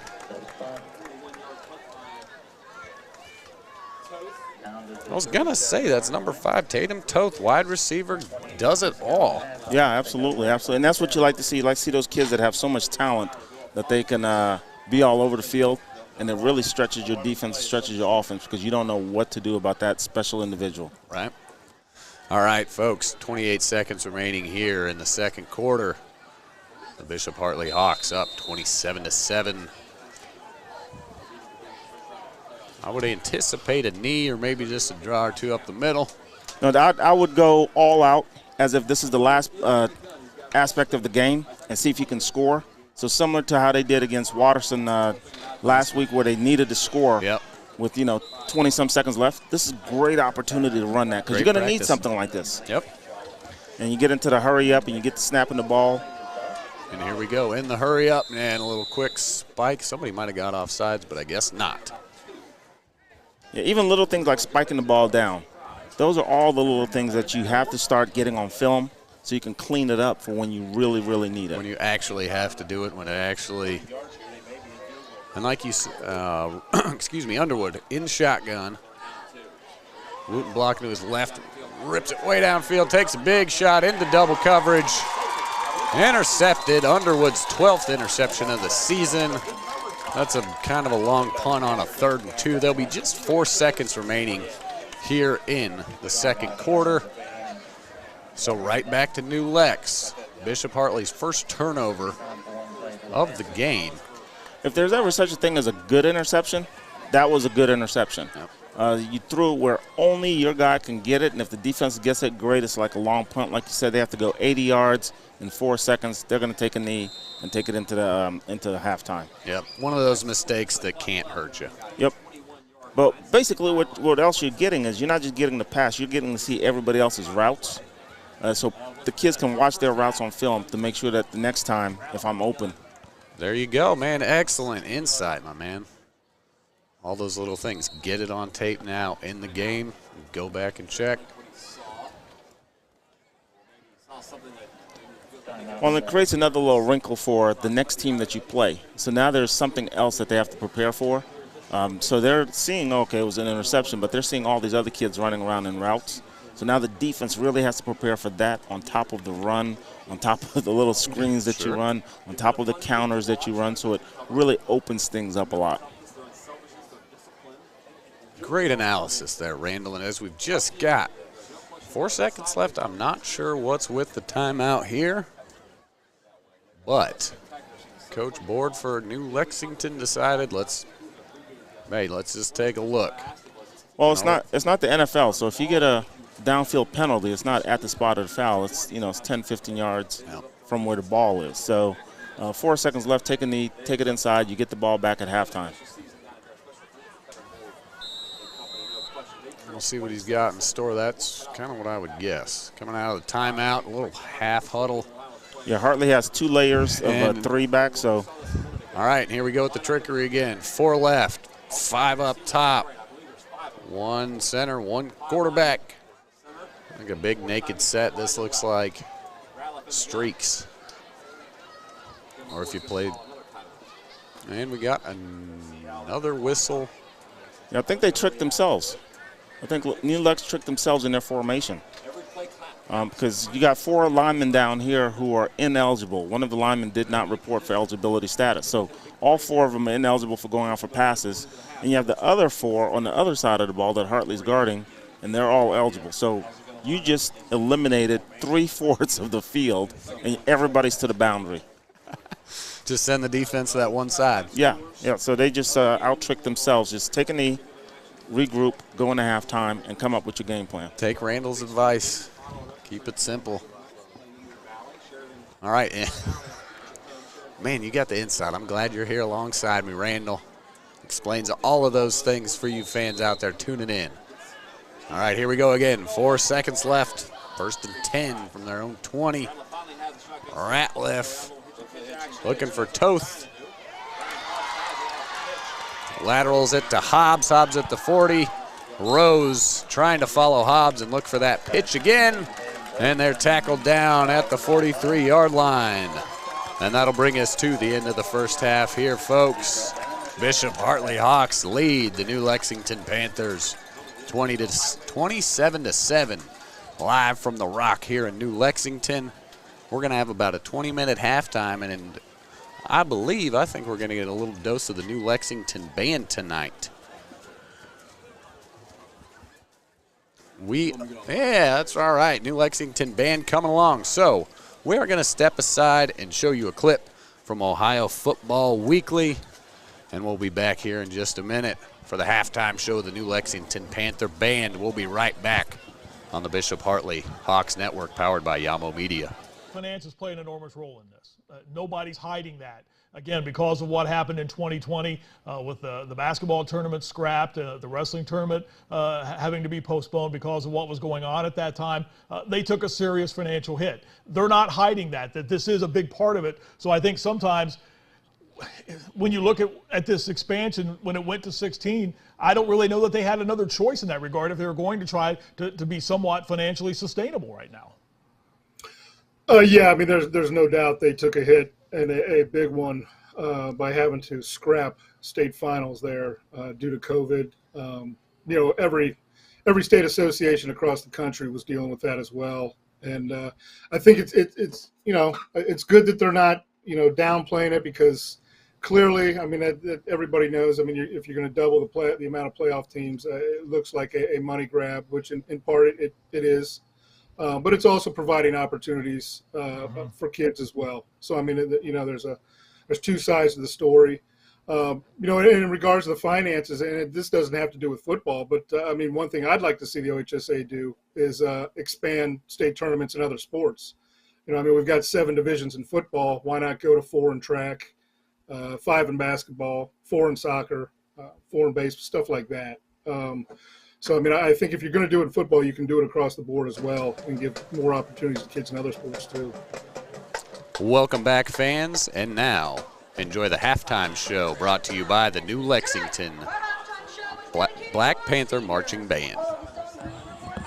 Chosen by our senior class. We will start off with Bon Jovi's You Give Love a Bad Name, followed by Paint It Black by the Rolling Stones, and we will end our show with the Eagles hit, Heartache Tonight.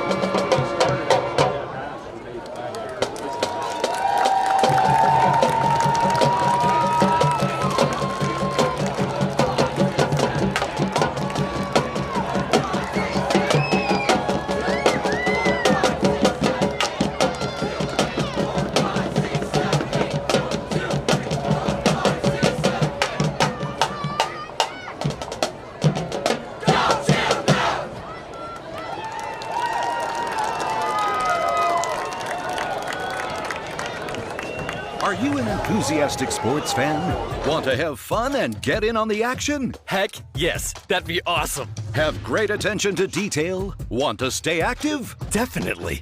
Want to give back to the student athletes in your community? Obviously, yes. Then you'd make an excellent high school sports official. We need more officials in Ohio. Because with no high school officials, there are no high school sports. Sign up today at highschoolofficials.com. A game without a crowd is just a scrimmage. A performance without an audience is just a rehearsal. Without your presence, high school sports and the performing arts aren't possible. Ensure that these essential extracurricular activities continue to enrich the lives of students in Ohio. Purchase a ticket to your local high school's game or performance. This message presented by the OHSAA.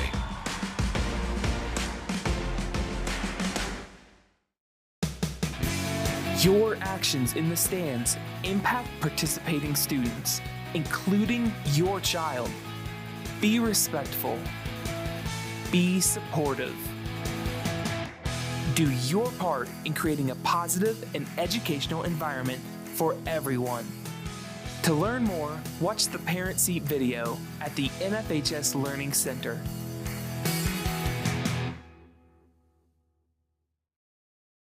Hi, I'm Doug Ute, Executive Director of the Ohio High School Athletic Association. For more than 115 years, the OHSAA has promoted school sports as an important part of the student's educational experience. Interscholastic athletics teach participants lifelong lessons of hard work, teamwork, and self-discipline, along with sportsmanship, integrity, getting along with others, and overcoming adversity. One thing the pandemic has taught us is that being on a team with our friends is more important than ever before. So as you continue your journey in athletics, remember the importance of also working hard in the classroom. Always give your best, never give up, and have fun while you're doing it. As an Ohio native and former athlete who learned these same lessons myself, I encourage our young people to focus on your academics so that you can continue the privilege of participating on your team. After all, the lessons that school sports teach us today will prepare you for the wins and losses in life tomorrow. Education is the key to life's successes. Are you an enthusiastic sports fan? Want to have fun and get in on the action? Heck yes, that'd be awesome. Have great attention to detail? Want to stay active? Definitely. Want to give back to the student athletes in your community? Obviously, yes. Then you'd make an excellent high school sports official. We need more officials in Ohio. Because with no high school officials, there are no high school sports. Sign up today at highschoolofficials.com. A game without a crowd is just a scrimmage. A performance without an audience is just a rehearsal. Without your presence, high school sports and the performing arts aren't possible. Ensure that these essential extracurricular activities continue to enrich the lives of students in Ohio. Purchase a ticket to your local high school's game or performance. This message presented by the OHSAA.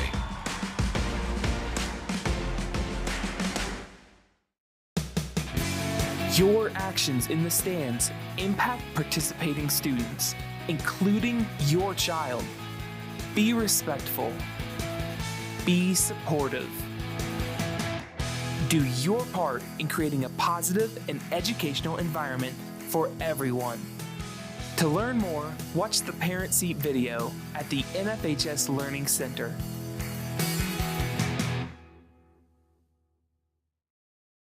Hi, I'm Doug Ute, Executive Director of the Ohio High School Athletic Association. For more than 115 years, the OHSAA has promoted school sports as an important part of the student's educational experience. Interscholastic athletics teach participants lifelong lessons of hard work, teamwork, and self-discipline, along with sportsmanship, integrity, getting along with others, and overcoming adversity. One thing the pandemic has taught us is that being on a team with our friends is more important than ever before. So as you continue your journey in athletics, remember the importance of also working hard in the classroom. Always give your best, never give up, and have fun while you're doing it. As an Ohio native and former athlete who learned these same lessons myself, I encourage our young people to focus on your academics so that you can continue the privilege of participating on your team. After all, the lessons that school sports teach us today will prepare you for the wins and losses in life tomorrow. Education is the key to life's successes. Are you an enthusiastic sports fan? Want to have fun and get in on the action? Heck yes, that'd be awesome. Have great attention to detail? Want to stay active? Definitely. Want to give back to the student athletes in your community? Obviously, yes. Then you'd make an excellent high school sports official. We need more officials in Ohio. Because with no high school officials, there are no high school sports. Sign up today at highschoolofficials.com. Last year, you finished overall at 20-12 overall. You were 12-8 in the conference, 13-3 at home, 5-6 away from home. What do you look to do this year, Coach, to build on last season's winning record and going into the conference in March?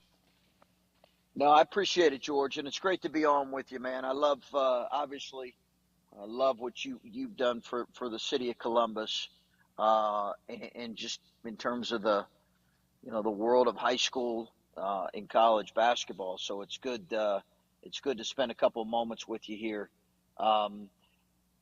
George, I think the biggest thing for us is we've been here now 4 years when you look at NCAA tournament years. Obviously, we had the 1 year with the pandemic, and George, we've done some good things. We've beaten the number one team in the country a couple times. Been ranked in the top 15 every year we've been here. Ranked in the top 15 in the country. Been ranked in the top 10 3 out of the 5 years. Qualified for the NCAA tournament in all 5 years. But for us, we really want to. We're trying to build towards that next step for us as a program, George, and that's what we're trying to do. Now we're as young as we've ever been, and in some ways we're as new as we've ever been. 8 new players that will all play an important role. Obviously, we lost E.J. Liddell. So happy for him. He got drafted in the most recent NBA draft, and as you know, something we weren't necessarily planning on. Malachi Branham was obviously a young man who was a one and done from the city of Columbus, played in Akron but grew up in Columbus, and was the 20th pick in the NBA draft with the San Antonio Spurs. So after week 7, guys, what's wrong with Tom and Aaron? Or do we really give a shit? I would go with option number 2, but I think in Tampa Bay, it's more of just things going wrong right now. I've been saying it for the last couple of weeks. It's just a lot going on with Tom right now, and it's kind of snowballing effect onto the team. A couple weeks ago, you had him at the Kraft wedding, and then you had him cussing the team out on the sideline. And I think that first ball that he threw deep and Mike Evans dropped it, that changed the whole dynamics of the game. If he scored a touchdown on that play, you don't have the potential shutout. I mean, they scored 3 points, but that's a shutout. You know what I mean? So I just think they have injuries right now, and they should be getting their offensive line, their interior line. They had lost their center in preseason, and that's hurt them. And all the distractions is hurting them. But I think between those two teams, Green Bay just don't have the players to continue to help out Rodgers. Tampa Bay, they just going through something right now, and they can't respond. And with them being in that NFC South, they still going to be able to lead that division. Can't say the same thing about Green Bay because the Vikings is riding high right now. So I don't know if they can respond in Green Bay. I don't know why they don't run more. They got to relying on that pass game with Aaron Rodgers, but you got them two-headed monsters in Dillon and Jones. Yeah. They got some I problems. repeat those guys more. Jer, you don't care, do you? Good. Keep them out of the playoffs. We don't want to talk about Tom and Aaron. He need both of them out. The Vikings need both of them to get out. Why do we need the Packers out the way? They in the NFC and they. Why are we afraid of the? Do you know? All right, man. Aaron Rodgers is Kirk. Up in this. Monday Night Football. Kirk Cousins is playoff time. Aaron Rodgers. If you want to talk about it. True. So I don't want to hear that. We're not afraid of the Packers and no playoff time. I think if we play the Bucs and they get there, I'm not. What Tom Brady? Well, I see the same Tom Brady 2 years ago.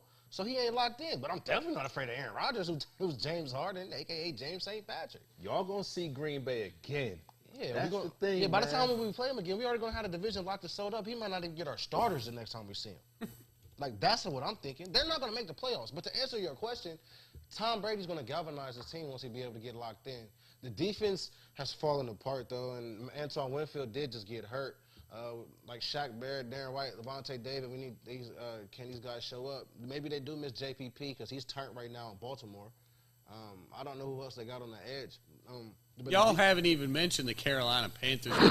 P.J. Walker, I mean, DJ Moore. That shouldn't have happened. The Packers, come on, man. Do we got to go back to my NFC North break preview? I told you the Packers. I'm the only one that's not shocked. Hi, I'm Doug Ute, Executive Director of the Ohio High School Athletic Association. For more than 115 years, the OHSAA has promoted school sports as an important part of the student's educational experience. Interscholastic athletics teach participants lifelong lessons of hard work, teamwork, and self-discipline, along with sportsmanship, integrity, getting along with others, and overcoming adversity. One thing the pandemic has taught us is that being on a team with our friends is more important than ever before. So as you continue your journey in athletics, remember the importance of also working hard in the classroom. Always give your best, never give up, and have fun while you're doing it. As an Ohio native and former athlete who learned these same lessons myself, I encourage our young people to focus on your academics so that you can continue the privilege of participating on your team. After all, the lessons that school sports teach us today will prepare you for the wins and losses in life tomorrow. Education is the key to life's successes.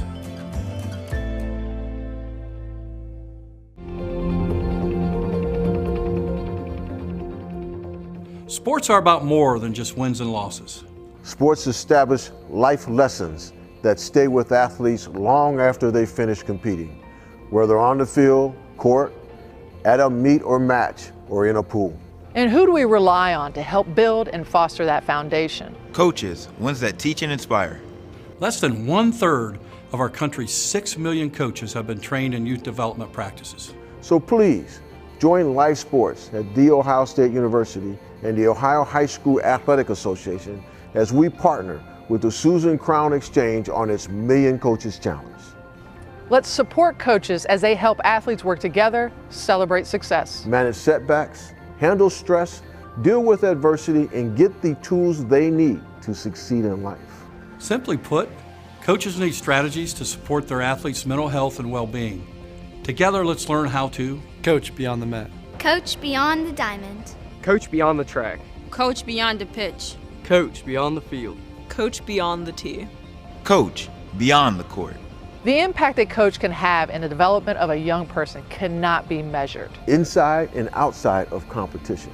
More than a sport. More than a coach. Life. Learn more by visiting our website at go.osu.edu/coachbeyond for more information.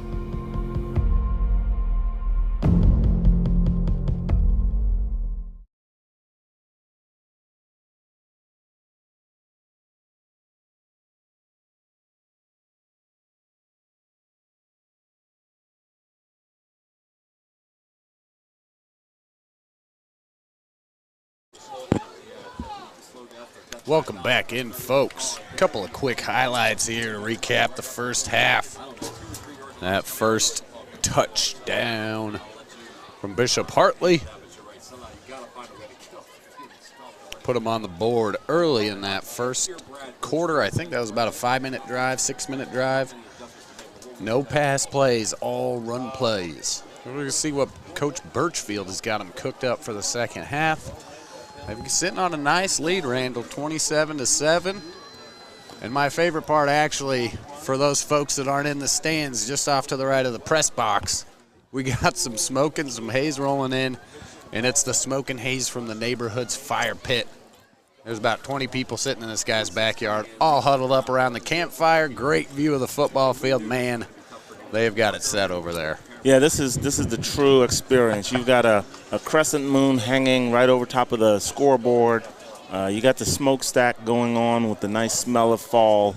And you got your family and friends out with you in your backyard watching a little playoff football right here in southeastern Ohio. There you go. And, yeah, you just saw another highlight there. That was Robert Lathan's the third touchdown of the game. That little, as you called it, the Houdini move. Yeah, and that's the thing. You know, you get people even up here at halftime are saying, "Who's this kid?" Yeah. And did we see what we thought we saw? And I said, I don't know if I'm sure what I thought I saw. Hey, there we go. Excellent. My camera guys, Mod getting the shot. So, yeah, the rolling little campfire there, that's their backyard just right next to the field. They got, they got marshmallows, chocolate, all that. Friday night, second half underway. Big boot from the backup kicker, number 80, stepping in. And a good return of about 10, 12 yards. Going to get New Lexington out to about the 25, it looks like. Well, and this is unfamiliar territory for Hartley because usually they're in these battles and they're scrapping against the big schools that they played. And now they're on the other end of it. So you want to caution not to lull to sleep on defense and let New Lex get a quick score here and get them back in the game. You got that right. And this is what we're looking at is Hartley won the coin toss, and they elected to receive. So that hands the ball right back to the New Lexington Panthers. Ratcliffe under shotgun. Rose to his left. Little toss, shovel pass. Cook had a little bit of room into that backfield, able to push Rose back and just push him towards the sideline and just give his defenders more time to get there. Yeah, Cook being a 6'4", yeah. You know, that kid really had to bounce out from that long lunge. And sometimes you don't make the tackle, but you affect the play. You just delay him a little bit, got a hand on him, push him out of the way. All you're doing is giving your guys more time to swarm to the ball. And usually in those instances when you do that and the running back bounces without the lineman knowing, that's where the holding occurs. So they got lucky they didn't get a holding on that one as well. And here we go, Hartley with only 3 down linemen. You got Ralston and Cook in there at linebackers, clogging up the lane a little bit. We got Donovan Davis, Roy Ralston in there. Yeah, so you had a nice little party there with the JYD. We call him Junkyard Dog. You got it. And he runs that yard, and he does a really good job of patrolling that inside. And the defensive end, number 86, did a great job closing down, so it was a nice little smash up. And a great adjustment when they're doing these wide split sets. You got a trips bunch up to the top and then a single. You got Berglund way out on the sideline up top. Ratcliffe out of the shotgun. Looking his right, pump fakes a screen pass. He's looking for Berglund deep down the sideline. Can't find him. Points for blocking. Uses his feet to scramble. Shoved out of bounds. The 34. Yeah, that was really a good call by the offense. So they try to go 2 verticals. They run a hitch at the top, and he faked the hitch and then let the 2 verticals go, but Hartley's defense did not bite on the hitch. So they were very disciplined and stayed back, and quarterback had to, find room to scramble. So here we are, fourth and 4, trying to get back in the game. There you go. Pump fake the hitch, not the screen pass. Thank you. Good play design. 4th and 3. Ratcliffe out of the shotgun. 5 wide receivers. You got Toth and Hobbs near side, and it was a punt, and it's blocked straight up in the air. Only about 10 yards, but a great New Lexington bounce. Pitches ahead about 10, 15 yards across midfield to the Bishop Hartley 47. That was an odd little quick punt out of an offensive formation, and that was Ratcliffe back there that punted it, wasn't it? Yeah, so the problem with that is you've got the Junkyard Dog there in the middle, and he's coming straight up the gut. So the center can't get back into pass block protection, right? Yep. So JYD is running in there unblocked and wondering what's going on. And he sees the quarterback's trying to punt it, so he just puts his hands up and blocks it. Hey, surprise, boom. Yeah. Good reaction there by Donovan Davis, the JYD. Nice little counter handoff to Wooten. Off that motion from the left side up the middle, maybe just a couple of yards. And I think we're going to take another look at that blocked punt. Good work by our camera crew here. Yeah, you can see Ratcliffe acting like he's in shotgun. You can tell he's in just surprise. Donovan Davis, Johnny on the spot. Get him up. Good little run there, just stuffed up the middle. Nothing much doing. Should bring up about 3rd and 6 for the Bishop Hartley Hawks. They get across midfield into New Lexington territory. Ball at the 47.5-yard line, 3rd and 4. 10 minutes remaining here in the opening weekend of the OHSAA high school football playoffs. Underwood under center. Lathan stretching, cuts back in. Yellow flag in the backfield as Lathan cuts back and breaks it around the right side. Wide open, nothing but the end zone. Robert Lathan. And it's coming back. Looked like an easy hold call there. Yeah, we talked about that earlier. When you run that stretch play, that's when your arms stretch out a little bit too. So you got to really play that honest on that stretch play. You got to move your feet. And then sometimes what we tell those offensive linemen, if you can't move your feet, scoot your butt. So basically switch your hips around. Yep. If your feet can't get there fast enough, throw your hips, and that'll bring your feet with you. That's all basketball action too, man. When you're down under the hoop, that's all. Get your base and body them around. That's it. Yeah, you can see it there on the replay. Good work from the camera crew. All right, we were 3rd and 4. It'll bring up 3rd down and 14 from their own 43. Again, looks like heavy set, tight formation, jet sweep motion from Winbush, looking deep. He's got a man open. Perry, a little bit of separation and can't hang on to it. Oh, that hit him right in the hands. He got turned around there a little bit. You get in that chicken fight there on the edge. A beautiful ball by the quarterback. Got his arm right there, got his hips open, and you just got in a chicken fight out there.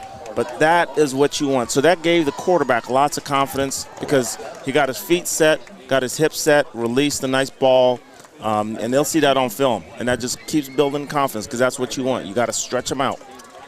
Good pass blocking on there, good clean play. And I did like to see, we got a fake punt here by Bishop Hartley. Joey Wooten around the left side, speed burst, and just gets tied up. Very good defensive play from the new Lexington Panthers, and we got a late flag on the play from midfield. That was Gabe Lavender of the Panthers on the tackle, the senior wide receiver linebacker. I like the aggressive call from Birchfield on the fake punt.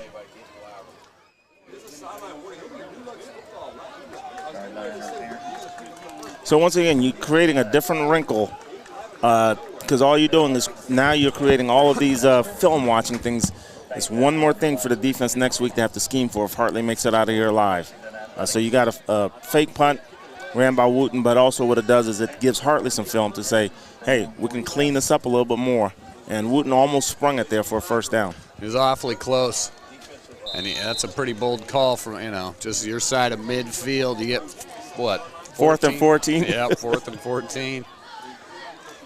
But hey, I like it. Show some aggression. 3 down linemen, 8 in the secondary. Ratcliffe out of one hand, and it's a fumble. Couldn't clean hand off to Rose, and we got a marker down, and it looks like a turnover. Fumble by the new Lexington Panthers, and it's recovered by Bishop Hartley. Big 78 got in there in the mix. Big defensive tackle. When you mix it up like that and the big guys are falling, there's a lot of bodies rolling around, and just a fight down at the bottom to get the ball. Big Philip Murray, the senior. A night to remember for him, senior playoff game, causing that fumble. And I don't know, and you can see Ratliff and Rose back there in the secondary talking about what happened on that missed handoff.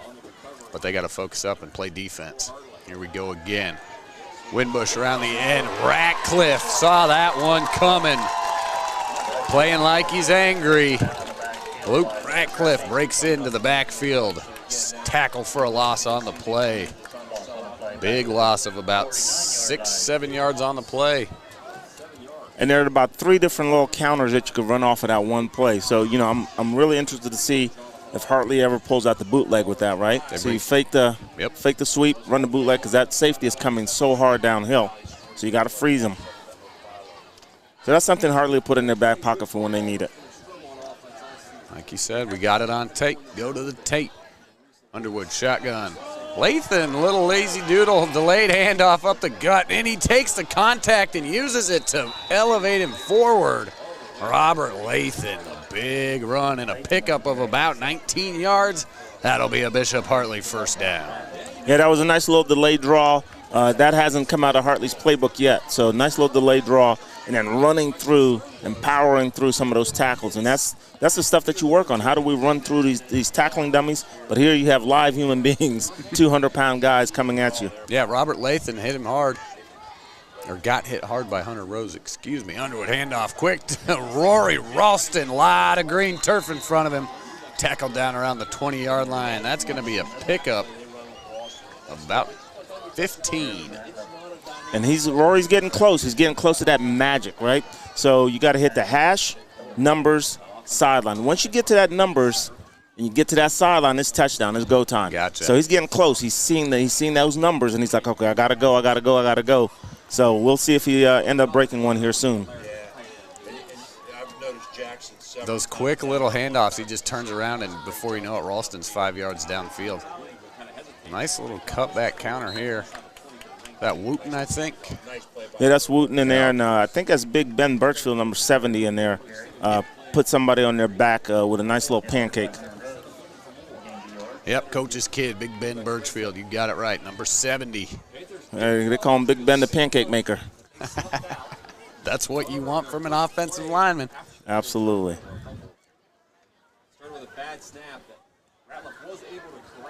That's Bishop Hartley's offensive line impresses me every time I watch them, man. They work together. All 5 of those guys work in sync. Got each other's backs. Motion from Wooten. Handoff, strong side. Lathan, kind of a little horse collar there. I think that's going to be Mike Vernon. Oh, excuse me, number 66 on the tackle there. That's going to be Zach Robinson. Yeah, that was close to a horse collar. They almost called it. I saw the ref reaching, and then he put it back. So it's getting close. Okay. I thought I saw another one of those a little earlier in the second quarter. Keep an eye on it.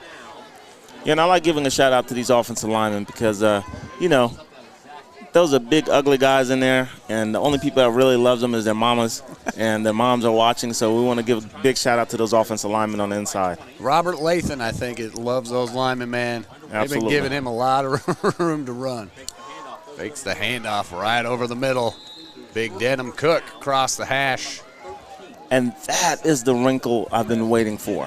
So the last couple games, it's the fake handoff on the inside on the counter and running the slant to Denham Cook. A 6'4" target at 200 pounds slashing across. That safety is running so hard to fill downhill, and you're leaving him one-on-one. And a 6'4" target like that, that's just pitch and catch. All day long. And Cook's got good hands. All righty, 4th and 3. Big play here. We're able to pick it up on there. Heavy set type formation. Wooten to the left, Ralston motion. Toss left to Lathan. Speeds around the end, beats his man. Great block by Rory Ralston. And it's another touchdown for Bishop Hartley and Robert Lathan. And that is why you have Rory out there. So that's the experience that you need. So you have a fullback that goes out there, he goes in motion, goes out there and kicks out his block. And it looks like he hooks him, but then he knows when to let go. He knows when to let go. That's the key. Once you let go, it's go time. The running back sees it, sets it up, and he's in the end zone. Great shot from our camera guys, and you saw it there right as you were saying it. You saw him slipping underneath, and Rory just let that left arm go. Number 10 was calling for the penalty. In for the extra point, and still no Callahan. That's going to be the backup, number 80. And with the extra point, Bishop Hartley leads 34-7. We're going to step aside here on the Bishop Hartley Hawks Network, powered by Yamo Media.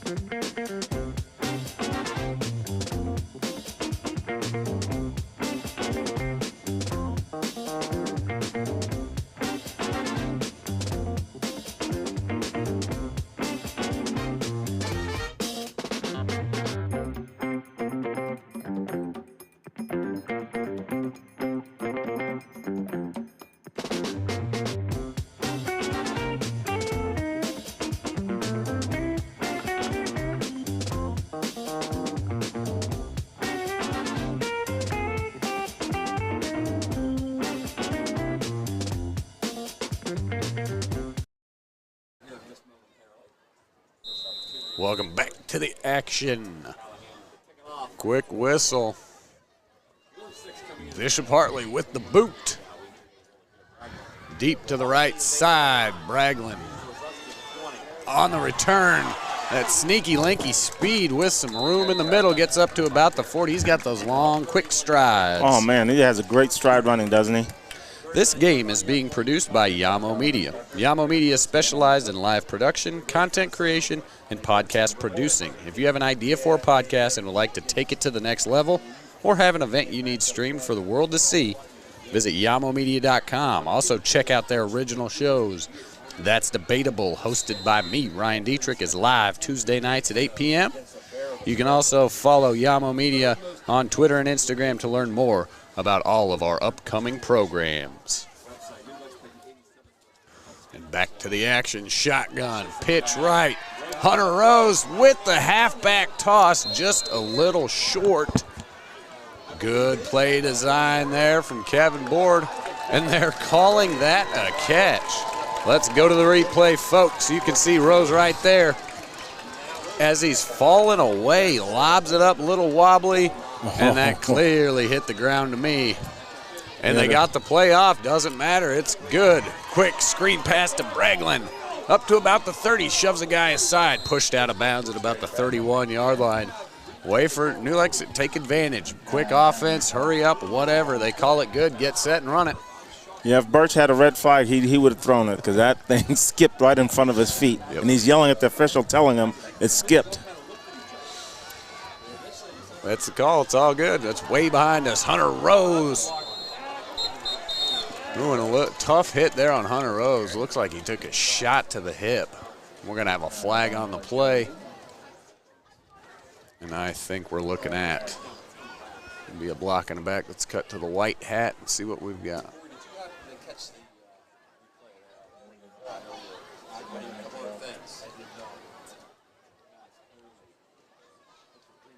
Yeah.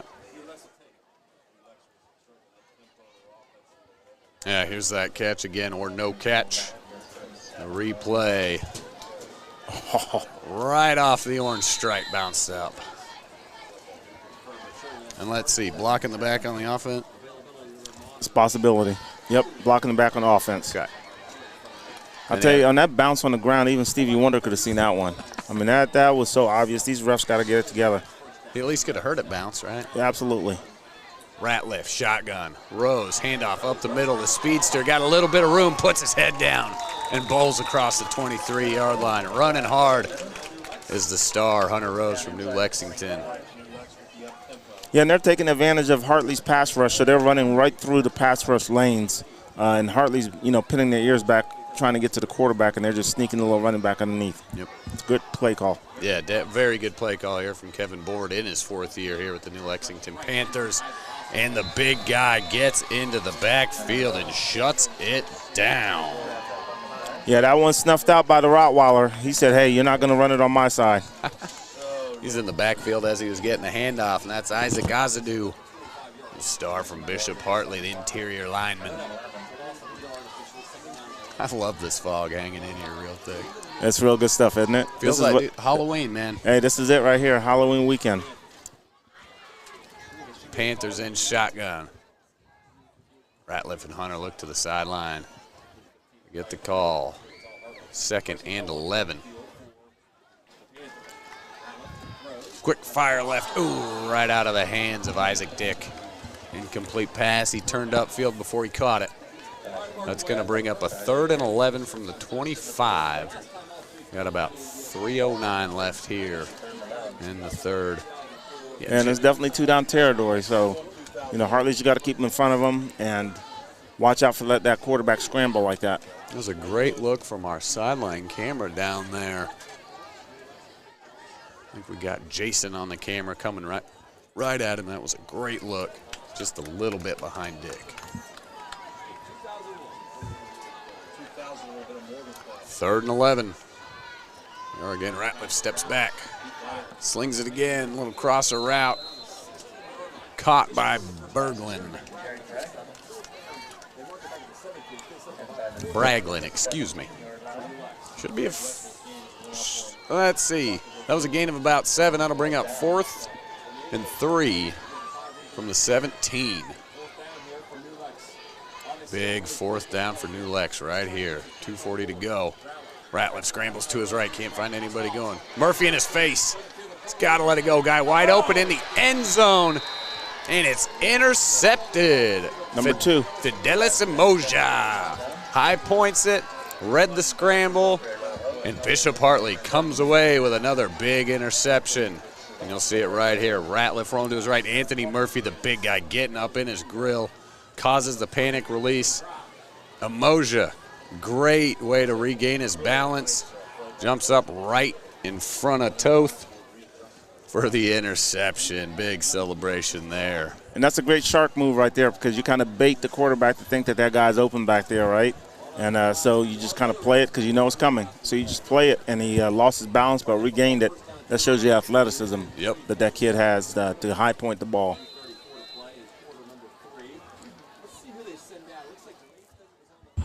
All right, another turnover from Bishop Hartley defense.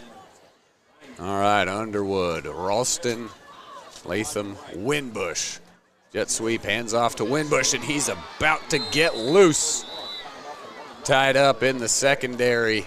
Tackle made by Hunter Rose. Big gain by Winbush there. I mean, 1, 2, 3, 4, and he's gone. It's that second step, and if he would have got by Rose, well, Rose might have caught him. Rose has got some speed. Yeah. Well, the Coyotes out there, I think he's the fastest kid on the field. So he was supposed to go outside with that, but he just turned it up inside, found a hole, and said, let's go. He turned on the afterburners and just got clipped at the end. Now, first down's what you want. That's what he'll deliver. 1st and 10, Bishop Hartley with 33. Fakes the handoff, nothing doing, guy in his face. Great decision by Underwood to just kill it. Yeah, and that's what a senior quarterback does for you. You live to fight another day rather than take a sack, and now you lose 20 yards on the busted play trying to eat the ball, and you panic as a young kid. But he's been down this road before, and that's what the senior leadership does for you at that quarterback position. That's why it's so critical to have a good leader back at the quarterback position. And as soon as he saw it in his face, he just, let's kill it, start it over. So 2nd and 10 here. Out of the shotgun, 2 wide receivers, far side. Latham, handoff. Stutter step, patient, stutter step, slides by another guy. Gain of 10 at least. It's a first down, Bishop Hartley.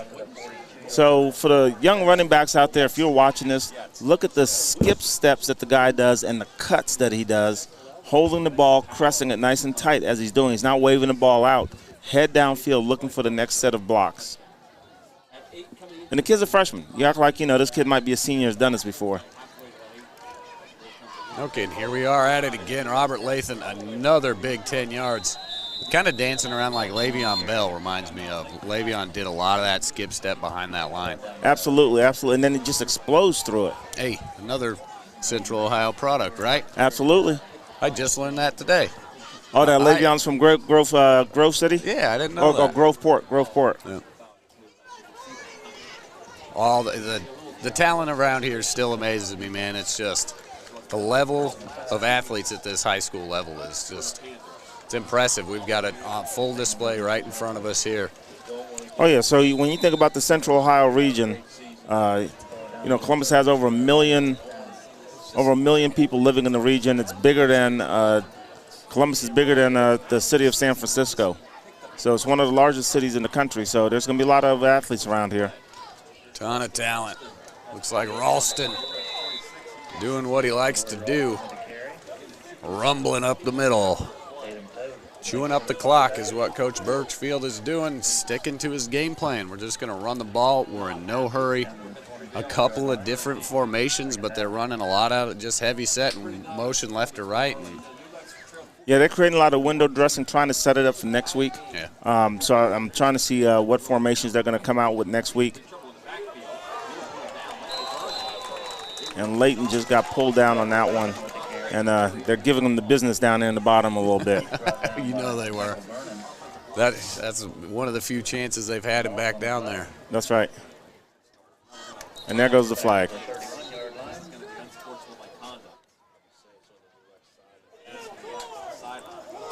Yeah, there goes the flag, because they're giving them a lot of the business down at the bottom, but there's a lot of unsportsmanlike conduct and chipping going on down there, and that's part of the frustration. Yikes. All right. Yep. So, yeah, like you said, that's some of the 34-7 frustration that New Lexington's feeling now, especially after that last interception. And then you just get, defense needs to step it up a little bit. And, guys are frustrated, so you get some silly penalties down the stretch. Can't have that. Yeah, absolutely. And this is a good timeout to call. Yep. Let the clock run down, finish up the quarter. Everybody just kind of regroups a little bit and continue to, keep your composure, sportsmanlike conduct. You got to be sportsman. That's right. Regroup. You've got another 12 minutes to fight, and that's what we're going to do. That'll bring us to the end of the third quarter here on the Bishop Hartley Hawks Network, powered by Yamo Media. We're going to step aside. We'll be back for the finale of this fourth quarter. Why do they officiate? For some, it's a way of staying involved in a sport they grew up with. For others, it's a way to pay it forward by helping kids who play today and tomorrow. It's also a great way to stay active, make extra money, and work with friends. And all of them will say it boils down to one thing: the love of the game. Find your reasons and log on to ohsaa.org to find out how to become an official. You'll be glad you did. This is the Ohio High School Athletic Association. Educate through sport. Welcome back to the action. Once again, Ryan Dietrich and Randall Sampson here on the Bishop Hartley Hawks Network, powered by Yamo Media. We had the pleasure of doing the Bishop Hartley Kip Academy game a couple weeks ago. Getting a good little groove going. Yeah, absolutely, absolutely. And the venue itself here is so beautiful, man. This is what football's all about, to see this and see the excitement in fans. The stands, Hartley traveled well. Home team was here showing out. People around the fence. Yeah. Hot dogs grilling. I mean, come on. And yeah, you saw it. Number 7 seeded New Lexington being visited by number 10 Bishop Hartley. And a little anxious on the defensive side of the ball. Looks like we're going to have neutral zone infraction on the defense, I believe. Yeah, New Lex is totally imploded at this juncture. You've got the 15-yard penalty followed up by another 5. A guy that's over the football. That's the hard part. You're over top of the football. You got to watch the ball. Oh. Hey, look at that. And here we are. Bad talking the New Lex defense and the penalties on Bishop Hartley. Hey. Must have been a false start trying to bait that defense into something stupid is what it looks like. Okay, well, that'll back it up. That'll make it a 1st and 15. Hartley from the 21. Beginning of the 4th. Handoff to Lathan up the gut. A lot of room. Lord. And he's finding all sorts of space, bouncing outside. Stiff arm. Should be about a first down or just shy of. But Robert Lathan with an easy 14, 15 yards. We got a player down on the field.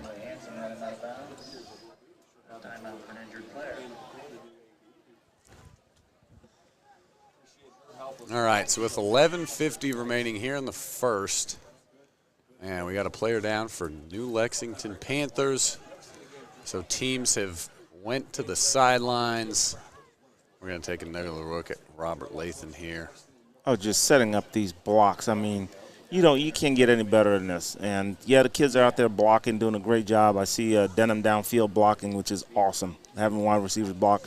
But setting up your blocks, it's almost like the kids out there playing PlayStation, playing college football and going at it. And you just can't get that kind of vision. You can't teach that kind of vision. But you sure can take credit for it as a coach.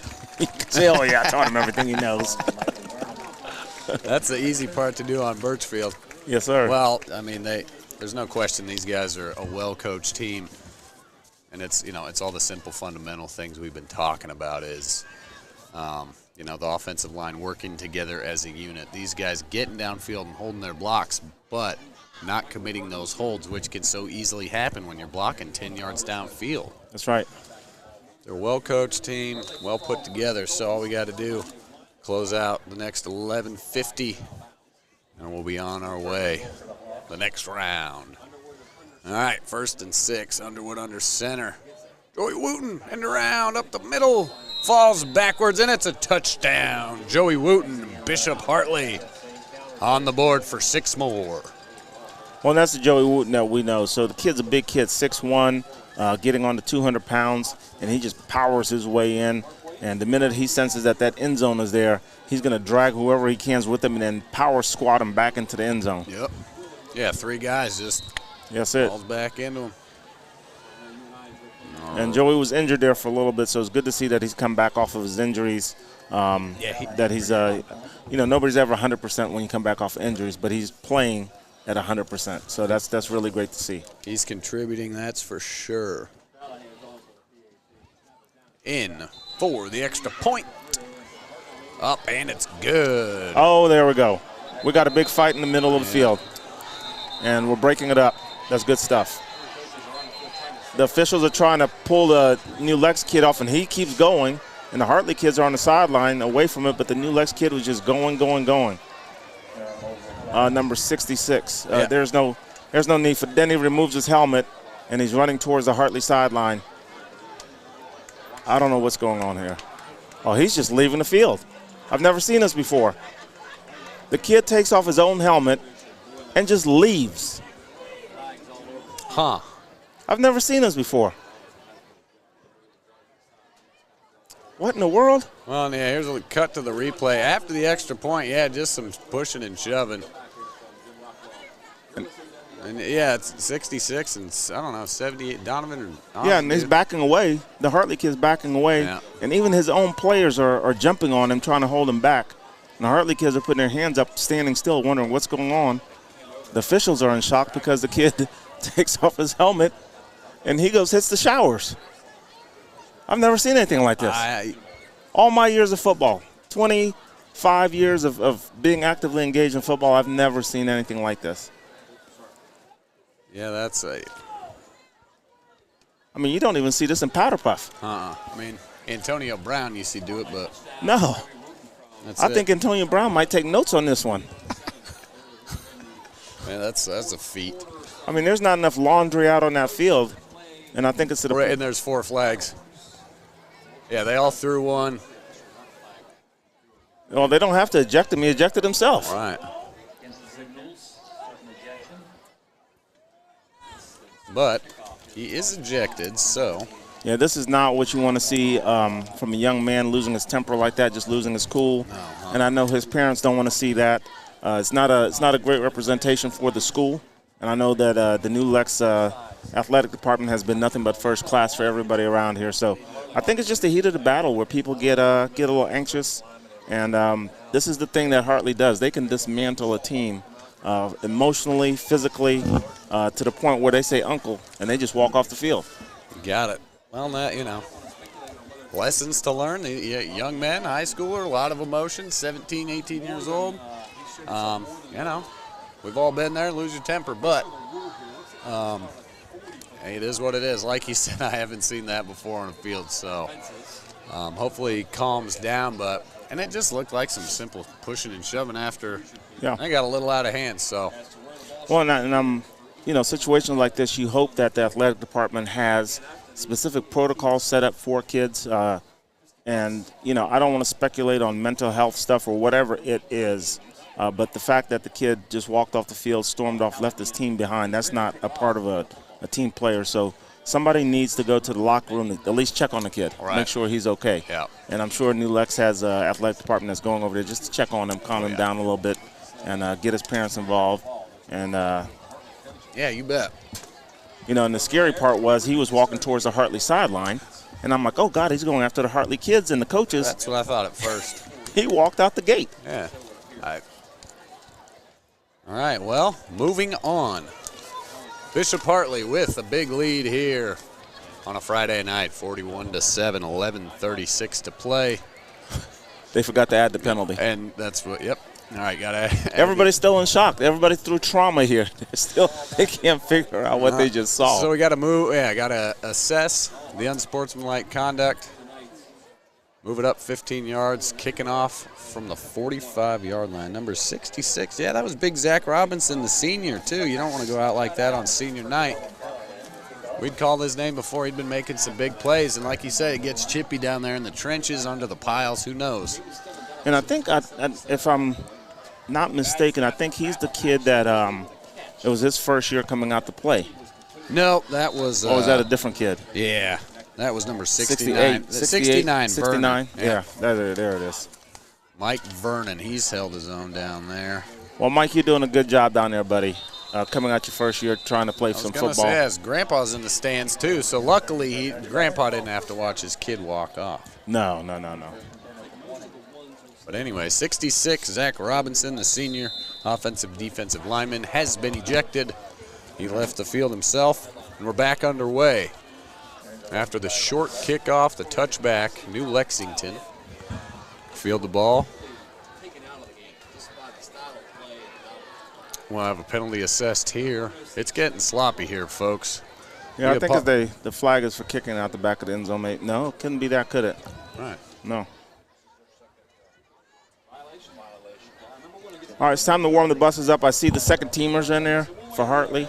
And it looks like we're going to let some of these younger kids get some playing time, let your older kids get some rest. All right, handoff. Hunter Rose cuts it back way to the right, loops around, heads to the sideline, gets out of bounds. Yeah, and it's great to see New Lex still have the fire in them. The kids are still playing hard, and they're still going. And Hartley's got some second teamers there trying to get into the flow of the game. You're coming in stiff, standing on the sideline, trying to get your running legs on. You bet. Well, you know, it's taken about 10 minutes to get through this first minute of play. Yeah, and this is great experience right here.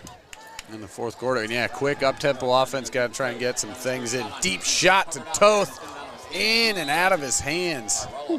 That might have been a good breakup play by Hogan. I'll tell you what, I'm so impressed with this quarterback. I mean, he just places the ball right on the money for these receivers to where only his guy can catch it. I know he had a couple of picks earlier, but this guy, he does a great job pinpointing the ball. He does. He throws a lot of good ones. I mean, one of those interceptions, you know, deflected pass off of Isaac Dick's hands, and another great play by the defense, and here we are. Hunter Rose, shimmy shake, bounces to the right. My goodness, he's got some quickness. And he's taking it at him.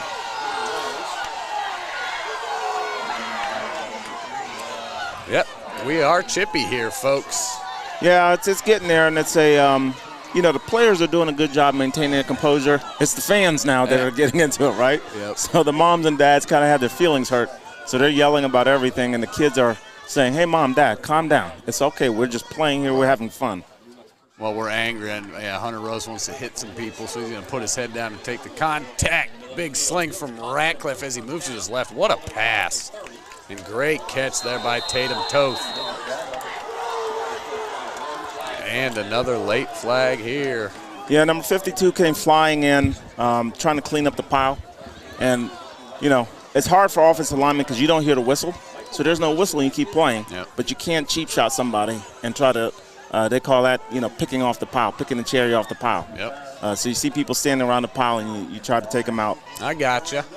And we used to have a saying back in the day, look, it's either you're in the pile, but don't stand around the pile. That's a good rule of thumb for anywhere you are. Yeah, man. yeah, they changed the rules a little bit so you don't cherry them off the top. But believe me, I've got picked off the pile a couple times, and it's not fun. Oh, wow. That's injuries and things. Oh, yeah, you're getting blindsided by yeah. a big lineman coming down the field. But, hey, beyond just the penalty there, throw by the quarterback, going with the left, rolling left and throwing like that. Yeah, and you're going to see on that replay here the beautiful action from Ratcliffe. Yeah, and he just rolls left and resets his feet and spins his hips real fast and slings it. I mean, it's like he's Patrick Mahomes out there. Look at that sling, sidearm sling on the money. Like he's Patrick Mahomes. I'm really impressed by this kid. Yeah, Ratcliffe playing very well, and that's what I noticed too. Rolling to your left, throwing back right's hard to do as a righty. Ooh, and good pressure from the behind, but excellent pass. Tatum Toth again with securing it around the 30-yard line up to about the 29. That'll be a big first down for New Lexington Panthers. As we're trickling down here in the fourth quarter, we've got about 7:45 left. And that's what those great quarterbacks can do. They can feel that pressure coming, and he throws it, seconds before the pressure hits. Yep. Anthony Murphy driving the pile.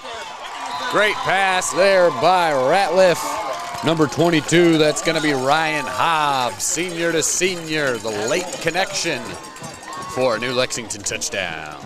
And that's one of those where the pain's going to be worth it. Ratliff stood in the pocket, and released it as Murphy was barreling down on him. And he got into a little bit of pain, but it was worth it in the end for that touchdown as he's gimping out there. He's holding his right hip is what I'm noticing. But he's a tough kid. I mean, he's a tough cookie going at it. They're going for this 2-point conversion. And he's trying to stretch that hip out. And nope, they're going to do the extra point. Yeah, there we go.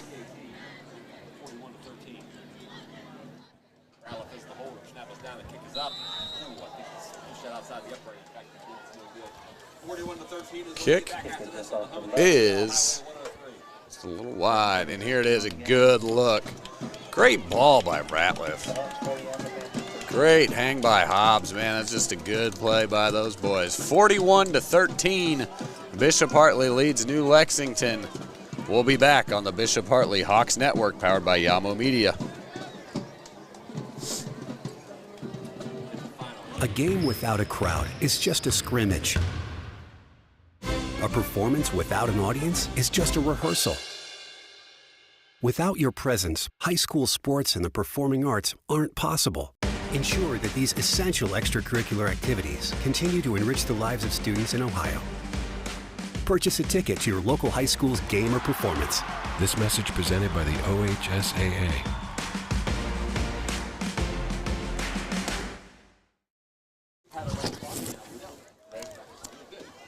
All right, welcome back to the action, folks. New Lexington getting set to kick off here. 7:36 remaining here in the fourth quarter. Let's see, as I was checking my bracket, Division 4, Region 15. So New Lex and Bishop Hartley tonight. Yeah, it's a tough bracket over there. It is. Yeah. The winner of this game, looking like Bishop Hartley, will play the winner of Steubenville and Carrollton. Steubenville is ranked number 2. They're 8-2 on the season. Carrollton ranked 15 at 7-3. And Steubenville is up 33-6 in the fourth quarter, my producer tells me, so I just got word. A little squib kick here. And it just about went 10 yards. Anthony Murphy heads up special teams. Good job by Anthony Murphy shutting it down before it even went 10 yards. Yeah, I got about a half a yard away, and he said, all right, let's shut this thing down. Yep. No, but as I was saying, Steubenville's up 33-6 on Carrollton. So that's in the fourth quarter. Steubenville will likely win, and they are the lower seed. They're number 2, so number 10, Bishop Hartley, would travel to Steubenville. And the date on that looks like November 4th, 2022, 7 p.m. That's next Friday night. So Hartley traveling down to Steubenville, I think they've hit just about every corner of the state of Ohio this year. Man, ain't that the truth. Like playing on the road feels like home to them. Yeah, and it's running the gauntlet, right? So nothing's going to be easy for Hartley on this road because of their seat. So they're going to have to take on some of these big boys, and that is going to be an epic showdown between Hartley and Steubenville, going down to Big Red Country like that. It's one of the quintessential places to play along the river right there at the West Virginia border. And those kids down there are so tough, man. They play a different style of football. He's all right. Interested, yeah, down on, when you start saying, West Virginia border down on the river. It's go time. All right. It's go time. That's all they got out there. That's all they got is football. And the whole town comes out, and every time they score, they have a big horse in the end zone that breathes fire. And it's absolutely amazing. It's one of the best Friday night light experiences a young man could ever want to have. But a lot of people don't come out there alive because they put it on you. So Hartley's going to have to go down there, buckle it up, and be ready to play because it's not going to be like this. Gosh dang, Randall, I got the man, I'm nervous to get down there next week, and I ain't even playing. Windbush in motion. Hand off right side. A lot of orange and black jerseys there. Well, it's like Bob Marley says, you know, sometimes fear is your only courage, so you got to push on through. That's right. And a late flag coming in. We'll see what this is about. Yikes. Like a personal foul. Behind the play, I didn't see it. Well, and it's you know, it's to the point where you got to stop pulling these players, because I think you're going 100%, but they've already quit on you. Yep. Yep, a little differing objectives, it seems. Yep, so go ahead and start putting in those younger guys, let them go in there. But you're also trying to, you know, keep working on your craft, because Steubenville, they're working on their craft and they're ready. Yep, and that's no, you know, this extra weeks of practice. This is an extra full game of game time practice. These are all situational reps, full speed. Those things, wind push, high step, and the stiff arm extends his play about 20 yards, gets out of bounds down around the 28-yard line. And, you know, I think that's the call of the, coyote. You got it, man. The coyote is out springing. You know, once he gets loose, he's dangerous out there. Dude, look at that. I mean, I don't know how he even got through that gap. Slips through it, and then a little stutter step, stiff arm, slides to the outside in between like four guys. Small, speedy, shifty. He's got it all. And that's what the speed does for you. He only needs a little crack, and then he's gone. Yep. And with that big offensive line, he's got wide openings. Yeah, you got Ben, the pancake maker, up there playing center. That's right. Rory Ralston. Good Pass, handoff. Numbers, sideline. He's getting there. He is getting there. He almost got there. Yep. Ran into the quarterback, Ratliff. We gave him good contact, but anytime Ralston gets contact, he's still going forward. He's going forward. He's a heck of an athlete. Lots of balance, very strong. But the other part to this, he falls right in line with that speed, that Hartley speed. And you said, dude, well balanced. He's not leaning out over his knees, anything like that, running back. That's right. But I think the big challenge this week is going to be for the Hartley traveling, you know. Yep. How many students will end up going down to Steubenville? How many families will go down to Steubenville? Because their entire town will show up. I went down to Steubenville for a game last year. They played Olentangy Liberty. Yeah. I think it was last year or the year before. They played Olentangy Liberty. And it's one of the greatest high school experiences that you'll ever see out on the field. Sweet. So anybody from Hartley that's organizing the trip down there and the plan, they have to go deep to support that team, because the entire town of Steubenville will be at that game. It is like Texas Friday Night Lights kind of atmosphere, and everybody's there, people who are in their walkers and their wheelchairs, and if they can check out of the hospital or they roll them in with the gurney, they'll show up. Toss to Wooten on the right side. So how big's the town of Steubenville? Like 3,000 people? Yeah, if that. You know, and you know, you got people coming out of the hills. I mean, it's just an amazing place to go see the football that's played down there. And it's the weirdest thing, because right next to their football field is a graveyard. Hey, that makes unique character, interesting. I don't know. Do any of those? It adds to the lure. It adds to the lure. There you go. You don't want to be a victim and end up in the graveyard. All those over there. teams that have come into Steubenville and got buried never got out. That's right. Jet sweep again with Winbush. Underwood turns, hands off. Up the left side down to about the 6. Wooten again. I think they just want to get him in the end zone maybe. Yeah, and they're just working on a couple different things. You know, he's coming back off of his injuries late in the season. So trying to get him back into a nice rhythm and flow. They try to throw him the ball a couple times out in the flat. You know, so basically working him back into the offense. And typically people say, well, just put him back in. You don't put stuff back in. You have to work it back in. So it takes time. All right, an update. Dover over to Sales, 14-6 in overtime. Yeah, like I say, yeah, it's not over. 14-6. Thank you, producer, for the update, keeping us tuned in on the scores. We're down to about 3 minutes here. Bishop Hartley Hawks still up big, 41-13, as they're whittling it down. All right, Underwood checking the play. We got the heavy set, just power eye. You got Denham Cook split out wide to the right. Toss to Wooten up the right gut through the B gap. Touchdown. Nothing but orange end zone paint for Joey Wooten. Bishop Hartley gets in the end zone. It's 47-13, Bishop Hartley.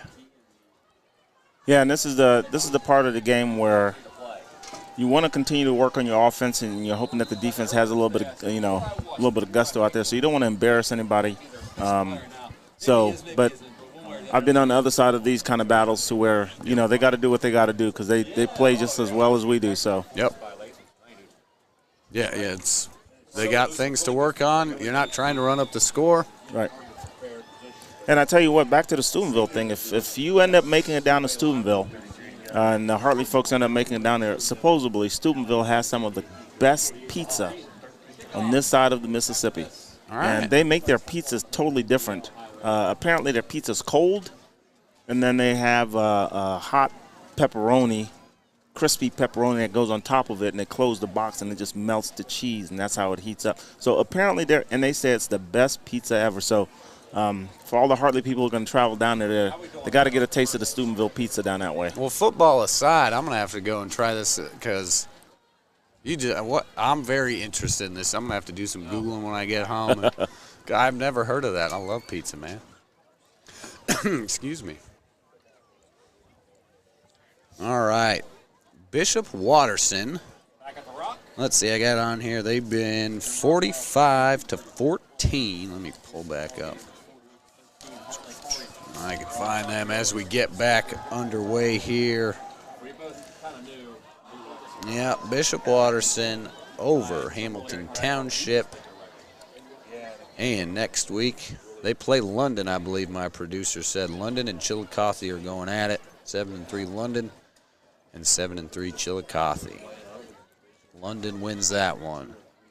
So next Friday night, Bishop Watterson, where my mom went to school. Oh, Flying Eagle, huh? There you go. For a year. She went there freshman year and then back to Upper Arlington. Oh, my goodness. Dover into Sales into double overtime, I think I just heard. Yeah, I'd like to see the CCL show strongly in the playoffs, because it's such a great league. Definitely. And they beat each other up pretty good throughout the season. And when they get to the playoffs, we really root for each other to get better. For sure.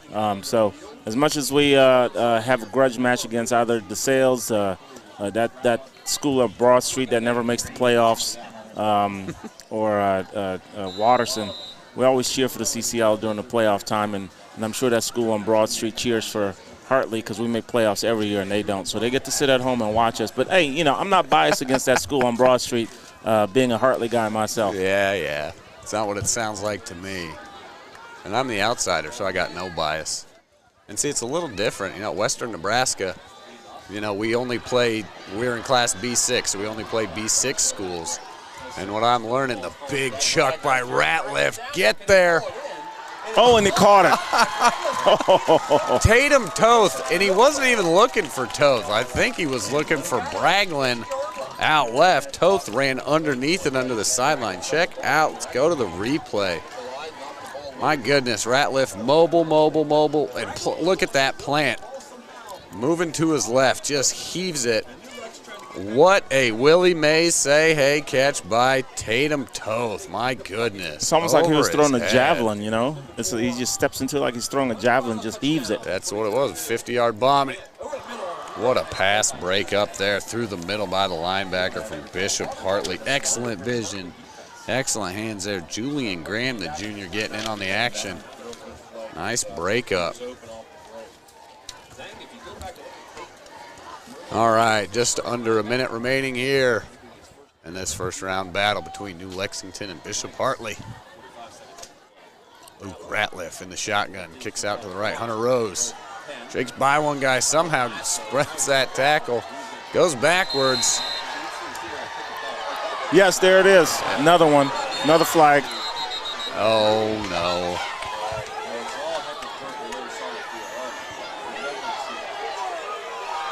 And here we go. That seemed to be instigated by Bishop Hartley, maybe.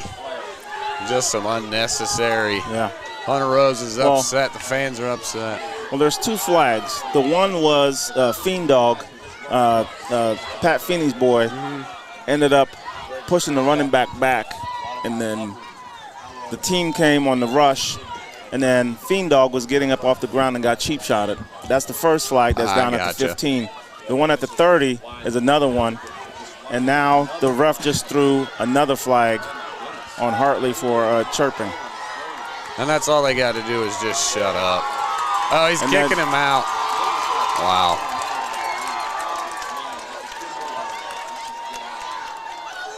All right, personal foul defense, personal foul offense. Yeah, the refs has lost control of the game. That's what it comes down to.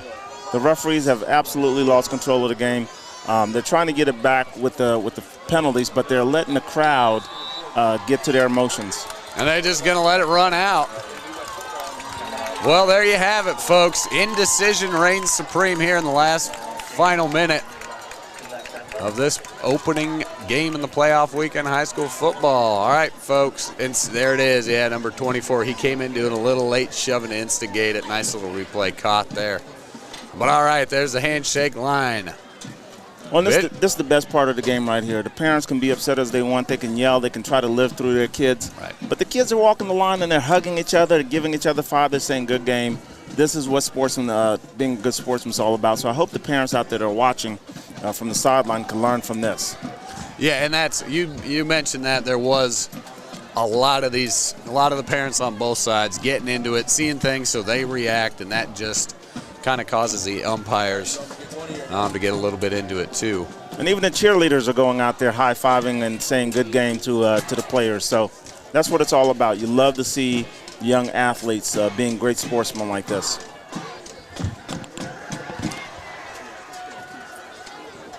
Well, and that's not exactly how you want to see your season end if you're the senior at New Lexington, but that's the way it goes. That's the way the field, that's why we battle it out on the field. And ultimately, Bishop Hartley is going to come away with the win. 48-13, Bishop Hartley advances. They are going to face Steubenville next Friday night in Steubenville. They'll be on the road, and you can catch the game here again on the Bishop Hartley Network. Powered by Yamo Media. You can follow us on all of our social medias at Twitter, Instagram. We're on Facebook. So stay tuned to us. Check in with Yamo throughout the week. We will keep you posted when we get the details on what time, when exactly things are going on. So once again, for the Bishop Hartley Network and the Yamo Media Network, I'm Ryan Dietrich alongside my partner, Randall Sampson. It was a pleasure doing it with you, Randall. And it's a great night here from New Lexington. So happy fall, folks. Happy high school playoff football. It is on. We will see you next Friday night. Have a good night.